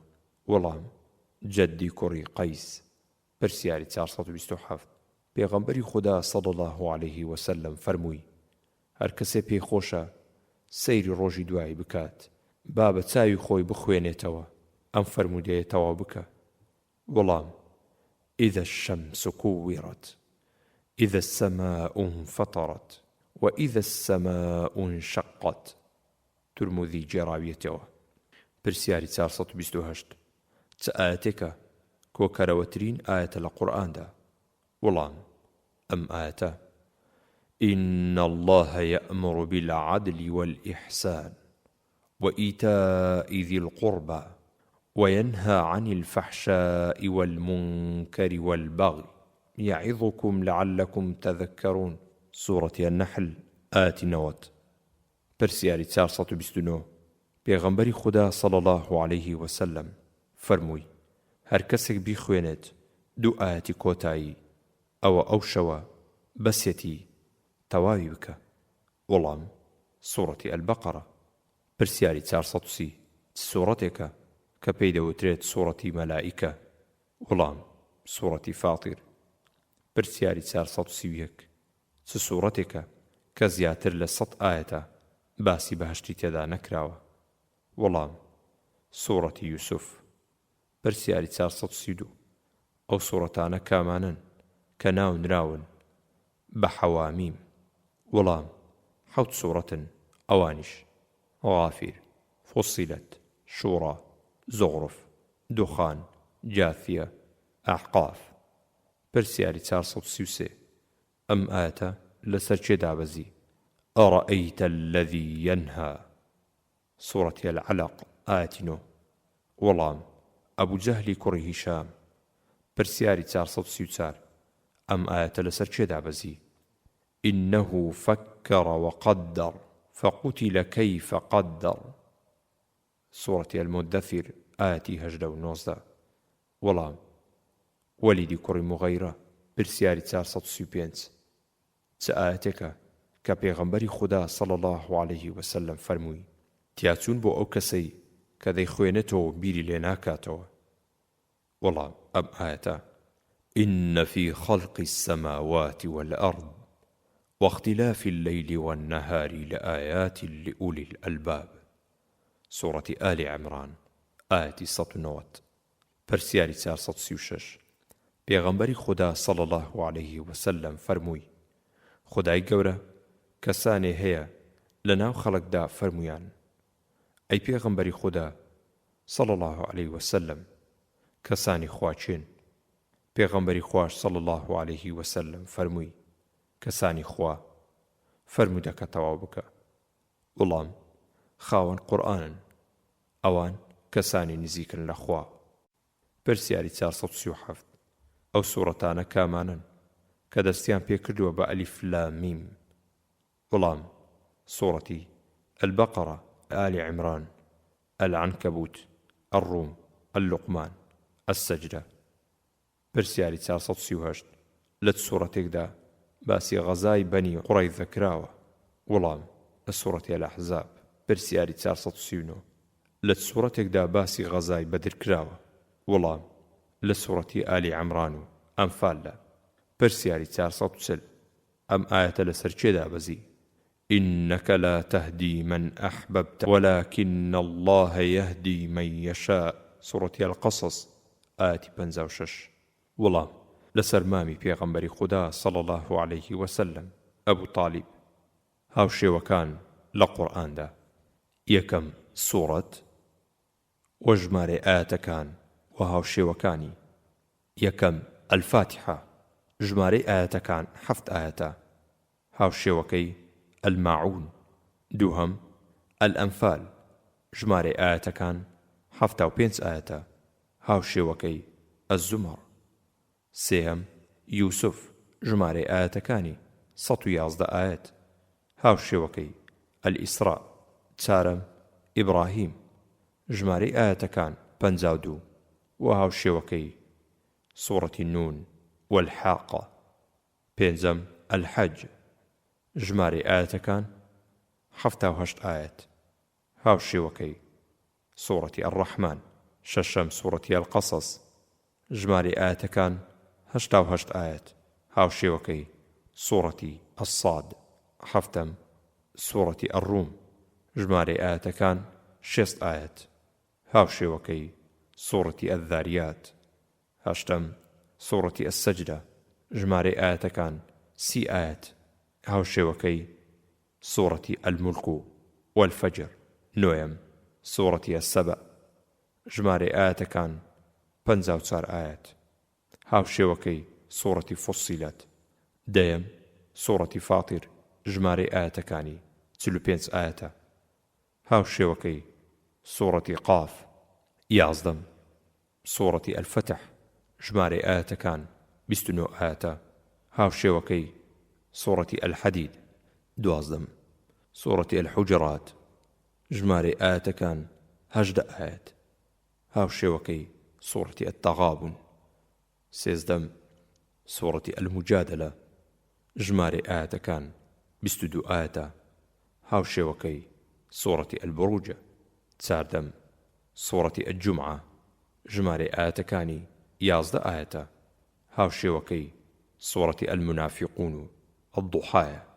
پازدەمین سوورەتی الطەلاق، ژمارەی ئاەتەکان 12 ئاەتە، هاوشێوەکەی سوورەتی التەحریم. شازدەمین سوورەتی نوح، ژمارەی ئاەتەکان 28 ئاەتە، هاوشێوەکەی الجن.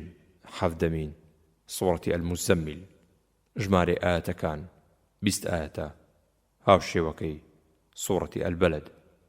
هەژدەم سوورەتی القیامە، ژمارەی ئاەتەکانی 40 ئاەتە و هاوشێوەکەی سوورەتی النەبە. نۆزدەمین سوورەتی الئینفیطار، ژمارەی ئاەتەکانی 18 ئاەتە و هاوشێوەکانی سوورەتی الأعلى والعلق. بیستەم سوورەتی الشەرح، ژمارەی ئاەتەکان 8 ئاەتە، هاوشێوەکانی سوورەتی التین، البەیینە، الزەلزەلە. 21 سوورەتی القەدر، ژمارەی ئاەتەکانی 5 ئاەت، هاوشێوەکانی سوورەتی الفیل، المەسەد، الفەلق. 22 سوورەتی العەصر، ژمارەی ئاەتەکان 3 ئاەتە، هاوشێوەکەی سوورەتی الکەوثەر، النەسر. 23 سوورەتی قوڕەیش، ژمارەی ئاەتەکانی 4 ئاەتە، هاوشێوەکەی سوورەتی الئیخلاس. 24 سوورەتی الکافرون، ژمارەی ئاەتەکانی 6 ئاەتە، هاوشێوەکەی سوورەتی الناس. پرسیاری 441 چی گیاندارێک یەکەم گیاندارە کە لە قورئاندا باسکراوە؟ وەڵام مێشولە. پرسیاری 442 ناوی چ مرۆڤێکە یەکەم ناوە کە لە قورئاندا هاتووە؟ وەڵام ئادەم سەلامی خوای لێبێت. پرسیاری 443 ئەم ئاەتە لەسەر چێدا بەزی؟ يا أيها الذين آمنوا إن جاءكم فاسق بنبأ فتبينوا سورة الحجرات آية 6 وەڵام عەبدوڵڵای کوڕی عوقبە ڕەزای خوای لێبێت پرسیاری 444 ئەم ئاەتە لەسەر چێ دابەزی عەبەسە وەتەوەللا سوورەتی عەبەس ئاەتی 1 وەڵام عەبدوڵڵای کوڕی مەکتوم ڕەزای خوای لێبێت پرسیاری 445 سوورەتێک دەستی پێکردووە بە ئەلیف لام ڕا وەڵام سوورەتی یونس هود یوسف ئیبراهیم الحجر پرسیاری 446 چ سوورەتێک دەستی پێکردووە بە تا سین میم وەڵام سوورەتی الشعراء والقصص پرسیاری 447 ئەو سوورەتانە کامانن کە سەجدەی تیلاوەیان تێدا هاتووە وەڵام سوورەتی الأعراف الرعد النحل الإسراء مريم الحج الفرقان النمل السجدة صاد فصلت النجم الانشقاق العلق پرسیاری 448 چ ئاەتێک بە هیواترین ئاەتە لە قورئاندا وەڵام ئەم ئاەتە قل يا عبادي الذين أسرفوا على أنفسهم لا تقنطوا من رحمة الله إن الله يغفر الذنوب جميعا إنه هو الغفور الرحيم پرسیاری 449 چێدا نەری تەفسیری القورآن العظيم وەڵام حافظ ئیسماعیل کوڕی کەثیر کە ناسراوە بە ئیبن کەثیر ڕەحمەتی خوای لێبێت پرسیاری 450 چ وشەیەکە کۆتا وشەیە کە دابەزیوە لە قورئاندا وەڵام یظلمون لە سوورەتی البەقەڕەدا لە ئاەتی 281دا پرسیاری 451 خودای گەورە دەفەرمێت والفجر وليال عشر سوورەتی الفجر ئاەتی 1 و 2 پرسیاری 452 ئەبوو بەکری سدیق ڕەزای خوای لێبێت چ ئاەتێکی بۆ سەحابەکان خوێندەوە لە دوای مردنی پێغەمبەری خودا صلی الله عليه وسلم سەحابەکانیش بە خوێندنەوەی ئەو ئاەتە دڵنیابوون لە مردنی پێغەمبەری خودا صلی الله عليه وسلم وەڵام ئاەتی 144 لە سوورەتی ئالی عیمراندا پرسیاری 453 چێبوون ئەوانەی کەوتیان خودای گەورە دەستکورت و فەقیرە و ئێمەش دەوڵەمەندین وەڵام جوولەکەکان بوون نەفرەتی خۆیان لێبێت پرسیاری 454 چییە کە خودای گەورە دروستی کردووە بە خراپ و ناشرنیش باسی کردووە وەڵام دەنجی گوێ درێژە إن أنكر الأصوات لصوت الحمير سوورەتی لوقمان ئاەتی 19 پرسیاری 455 لەچ ئاەتێکدا ژمارە چل هاتووە وەڵام لەم ئاەتەدا وإذ واعدنا موسى 40 ليلة ثم اتخذتم العجل من بعده وأنتم ظالمون سورة البقرة آية 51 پرسیاری 456 چ ژمارەیەکە گەورەترین ژمارەیە لە قورئاندا وەڵام 100,000 وأرسلناه إلى 100,000 أو يزيدون سورة الصافات آية 147 پرسیاری 457 ناوی چەند غەزا هاتووە لە قورئاندا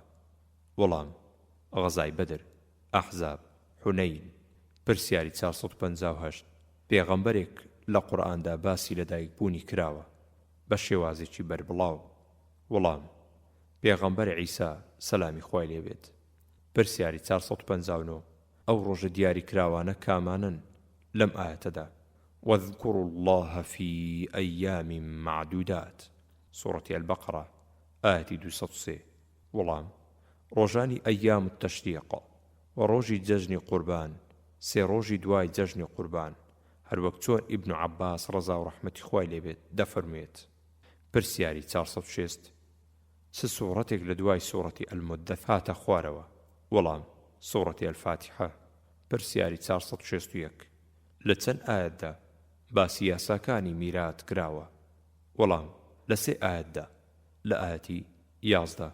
1276 سوڕەتی ئەنیسادا پرسیاری 462 ئەم ئاەتە لەسەر کێ دابەزی ما جعل الله لرجل من قلبين في جوفه سورة الأحزاب آية 4 وەڵام جەمیلی کوڕی مەعمەری جەمعی پرسیاری 463 لە سوورەتێکدا دووجار بسم الله الرحمن الرحيم هاتووە وەڵام لە سوورەتی النەملدا پرسیاری 464 چ ئاەتێک لە قورئاندا باسی مانگەکانی ساڵ و مانگە حەرامەکانی تێدا کراوە وەڵام لم آيتدا إن عدة الشهور عند الله 12 شهرا في كتاب الله يوم خلق السماوات والأرض منها 4 حرم سورة التوبة آية 36 برسياري 465 لت آياتكدا باسی چۆنیەتی بەخشینی زەکات کراوە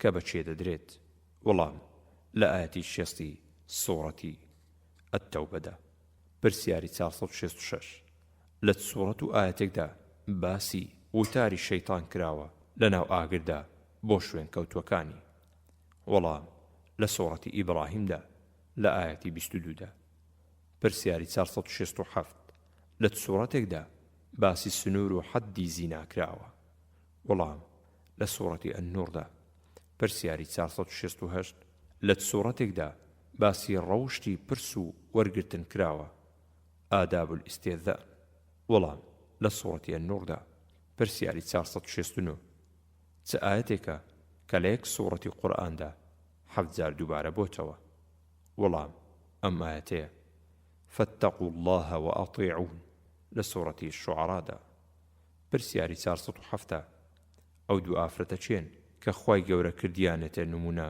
بۆ باوەڕداران لە قورئاندا وەڵام ئاسیای کچی مەزاحیم و مەریەمی کچی عیمران پرسیاری 471 چ ئاەتێکە لە یەک سوورەتدا 10 دووبارە بۆتەوە وەڵام ئەم ئاەتەیە ويل يومئذ للمكذبين سورة المرسلات پرسیاری 472 چەندجار وشەی الشهر لە قورئاندا هاتووە وەڵام 12 پرسیاری 473 چتاکە سوورەتێکە کە دەست پێ دەکات بە ئەلیف لام میم صاد وەڵام سوورەتی الأعراف پرسیاری 474 چتاکە سوورەتێکە کە دەست پێ دەکات بە ئەلیف لام میم ڕا وەڵام سوورەتی الرعد پرسیاری 475 چییە ئەوەی کە خودای گەورە ناردوویەتی نە مرۆڤە و نە جنۆکەش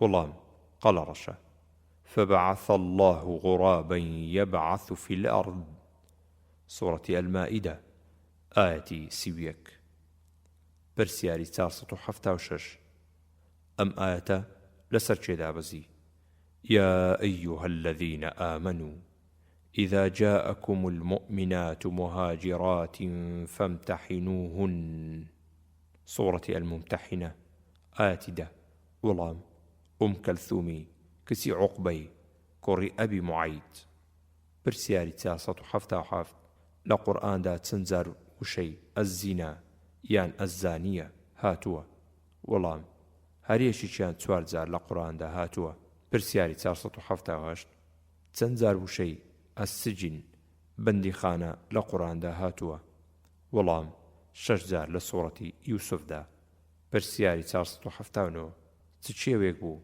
کە خوای گەورە بەرزی کردەوە پاشان گەڕاندیەوە جێ خۆی وەڵام چێوی تۆڕ خوای گەورە دەفەرمێت وإذ نتقنا الجبل فوقهم كأنه ظلة وظنوا أنه واقع بهم سورة الأعراف آية 171 پرسیاری 480 چێ بۆ ئەو پیاوەی کە خوای گەورە 1100 مانگ مرانی پاشان زیندوی کردەوە وەڵام عوزەیر بوو فأماته الله 100 عام ثم بعثه سورة البقرة آية 259 پرسیاری 481 وحی بۆ چ ئافرەتێک کراوە لە قورئاندا وەڵام بۆ دایکی موسا سەلامی خۆیان لێبێت وأوحينا إلى أم موسى أن أرضعيه سوڕەتی ئەلقەسەس ئایەتی 7 پرسیاری 482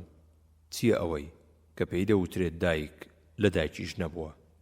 وەڵام مەکەیە. لتنذر أم القرى ومن حولها سوڕەتی شوڕا ئایەتی 7 پرسیاری 483 لە چ ئاەتێکدا ژمارەی دەرگاکانی دۆزەخ باس کراوە؟ وەڵام لەم ئاەتەدا لها 7 أبواب لكل باب منهم جزء مقسوم سوڕەتی الحجر ئاەتی 44 پرسیاری 484 چ سوڕەتێکە کە سەرەتاکەی دەستی پێکردووە بە تاسین؟ وەڵام سوڕەتی النەمل پرسیاری 485 چەند وەرزە لە وەرزەکانی ساڵ لە قورئاندا ناویان هاتووە؟ وەڵام وەرزی زستان و هاوین. لإلاف قريش إيلافهم رحلة الشتاء والصيف سوڕەتی قڕەیش ئاەتی 1 و 2 پرسیاری 486 چەند جار ناوی ڕۆژ اليوم لە قورئاندا هاتووە؟ وەڵام 365 جار. پرسیاری 487 بەیت العەتیق چییە لە قورئاندا؟ وەڵام ناوی کەعبەیە کە لە ئاەتی 29 و 33 سوڕەتی الحەجدا هاتووە. پرسیاری 488 چەند جار وشەی ئەلئەمانە لە قورئاندا هاتووە؟ وەڵام تەنها 1 جار لە سوڕەتی الأحزابدا. پرسیاری 489 ئەم ئاەتە لەسەر چێ دابەزی؟ أفرأيت الذي كفر بآياتنا وقال لأوتين مالا وولدا سورة مريم آتي 77 وەڵام عاسی کوڕی وائیلی سەهمی. پرسیاری 490 ئایا لە قورئاندا پیتی حاء هاتووە بە دوای پیتی حادا بەبێ بڕان؟ وەڵام تەنها لە 2 جێگەدا هاتووە. عقدة النكاح حتى سورة البقرة آتي 235 لا أبرح حتى سورة الكهف آتي 6 پرسیاری 491 ئایا لە قورئاندا پیتی کاف هاتووە بە دوای کافدا بەبێ بڕان؟ وەڵام تەنها لە 2 جێگەدا هاتووە. مناسككم سورة البقرة آتي 200 سلككم آتي 32 سورة المدثر پرسیاری 492 ئایا لە قورئاندا هاتووە پیتی غەین بە دوای غەین بەبێ بڕان؟ وەڵام تەنها لە 1 جێگەدا هاتووە. ومن يبتغ غير الإسلام دينا سورة آل عمران آياتي 85 پرسیاری 493 ئەو سوڕەتانە کامانن کە بە پیتە پچڕاوەکان دەستیان پێ کردووە؟ سوڕەتی البقرة، آل عمران، أعراف، يونس، هود، يوسف، رعد، إبراهيم، مريم، طه، شعراء، نمل، قصص، عنكبوت، روم، لقمان، سجدة، ياسين، صاد، غافر، فصلت، شورى، زغرف، دخان، جاثية، أحقاف، قاف، القلم. پرسیاری 494 چێ درێژترین تەمەنی هەیە لە قورئاندا؟ وەڵام پێغەمبەر نوح سەلامی خوای لێبێت. پرسیاری 495 ئەو کەسەی کە ماڵی هەتی و دەخوات خوای گەورە لە قورئان بەچی چواندووە؟ وەڵام چواندوویەتی بە کەسێک کە ئاگر بخوات. پرسیاری 496 چ ئاەتێک لە قورئاندا بەڵگەیە لەسەر ئەوەی پێست هەست بە ئازار دەکات؟ وەڵام ئەم ئاەتەیە إن الذين كفروا بآياتنا سوف نصليهم نارا كلما نضجت جلودهم بدلناهم جلودا غيرها ليذوقوا العذاب إن الله كان عزيزا حكيما سورة النساء آتي 56 پرسیاری 497 ئایا لە قورئاندا زیاتر باسی دنیا کراوە یان دوا ڕۆژ؟ الدنيا أم الآخرة؟ وەڵام 115 جار باسی هەردووچیان کراوە وەک یەک. پرسیاری 498 ئایا دروستە قورئان خوێندن بەجگە لە زمانی عەرەبی بۆ یەکێک کە زمانی عەرەبی نەزانێت؟ وەڵام دروست نییە بە غەیری زمانی عەرەبی چ لە ناو نوێژدا چ لە دەرەوەی نوێژدا. پرسیاری 499 چێیە دانەری کتابی كشف المعاني في متشابه المثاني؟ وەڵام بەدرەدینی بن ماجە ڕەحمەتی خوای لێبێت. پرسیاری 500 چێ بوو گوێرەکەکەی بەنی ئیسرائیلی دروست کرد بۆ ئەوەی بیپەرستن؟ وەڵام سامیری بوو. پرسیاری 501 باسی چەند زۆر دەروون کراوە لە قورئاندا؟ وەڵام 3 زۆر. دەرونی لۆمەکار 2 دەرونی ئارام 3 دەرونی فەرمانکەر بە خراپە. پرسیاری 502 چێ دانەری کتابی حرز الأماني وجهه النهائي في قراءات السبع؟ وەڵام ئیمامی شاطبی ڕەحمەتی خوای لێبێت. پرسیاری 503 چەند ئاەت لە قورئاندا بە پیتی غەین دەستیان پێ کردووە؟ وەڵام تەنها 3 ئاەت. غافری الذەنب سوورەتی غافیر ئاەتی 3 غولیبەتی الڕوم سوورەتی ڕوم ئاەتی 2 غەیری المەغضوب سوورەتی فاتحە ئاەتی 7. پرسیاری 504 چێ خاوەنی حوت لە قورئانی پیرۆزدا؟ وەڵام پێغەمبەر یونس سەلامی خوای لێبێت. پرسیاری 505 هاوەڵانی ئەلئەیکە چێن لە قورئاندا؟ وەڵام گەلی پێغەمبەر شوعەیب بوون سەلامی خوای لێبێت. پرسیاری 506 ئەو پێغەمبەرە چێ بوو کە خوای گەورە ناردی بۆ لای هاوەڵانی حیجر ئەصحاب الحیجر؟ وەڵام پێغەمبەر ساڵح بوو سەلامی خوای لێبێت. پرسیاری 507 خوای گەورە لە قورئانی پیرۆزدا بەڕائەتی 4 کەسی کردووە بە 4 کار، چێن ئەو کەسانە؟ وەڵام یەکەم بەڕائەتی پێغەمبەری یوسفی کرد سەلامی خوای لێبێت بە وتەی ئامادە بووە کە فەرمووی وشهد شاهد من أهلها يوسف ئاەتی 26.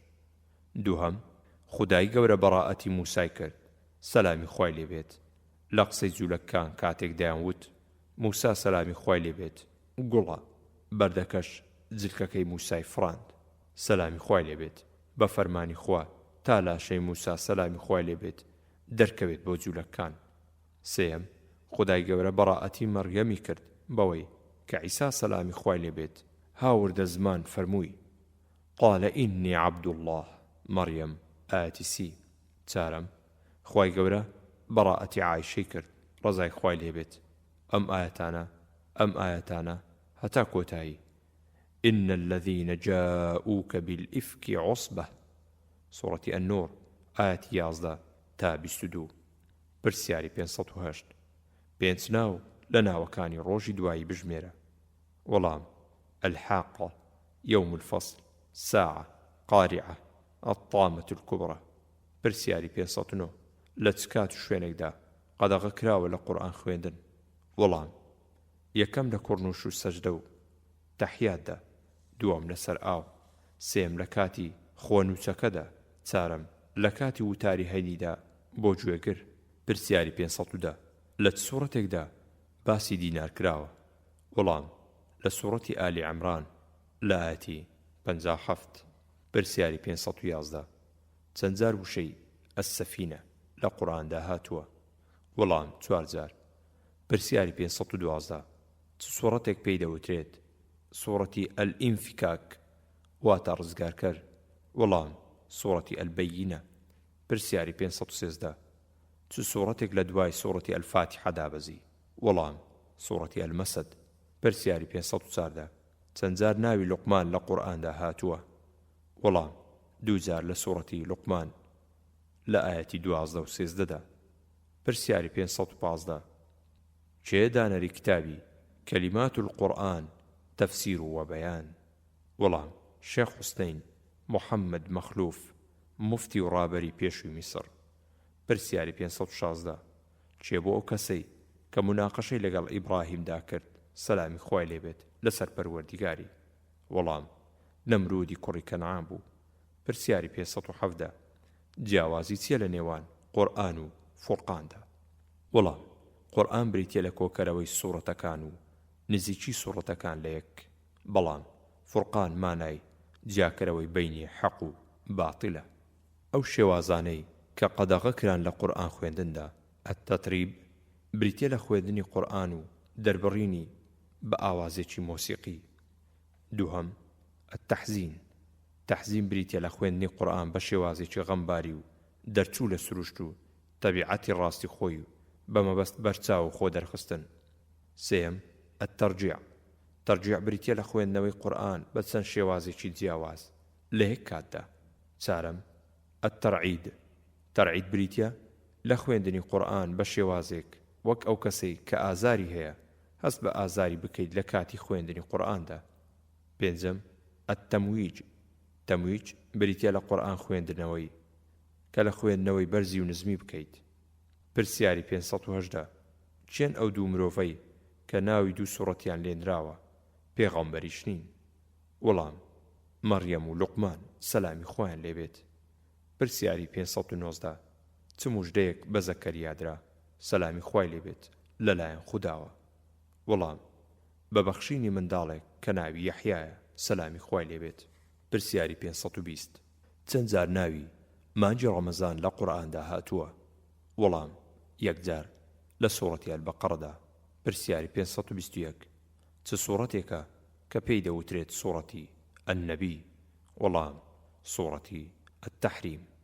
پرسیاری 522 ئایا دروستە فێرکردنی قورئان بکەیتە مارەی خێزان؟ وەڵام، بەڵێ دروستە. پرسیاری 523 چی ئەم نزای فەرموو رب اجعل هذا البلد آمنا؟ ئیبراهیم ئاەتی 35. وەڵام، پێغەمبەر ئیبراهیم بوو سەلامی خوای لێبێت.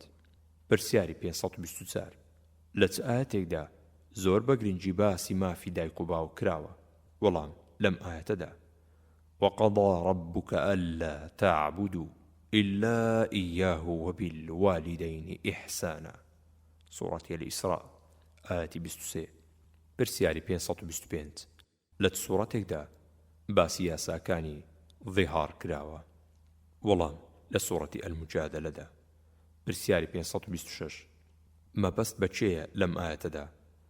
إنا وجدناه صابرا نعم العبد إنه أواب. سورة الصاد آية 44. وەڵام، پێغەمبەر ئەیوب سەلامی خوای لێبێت. پرسیاری 527 بەت سوورەتێک دەوترێت سوورەتی گفتوگۆ ئەلموناجە؟ وەڵام، سوورەتی ئەلفاتحە.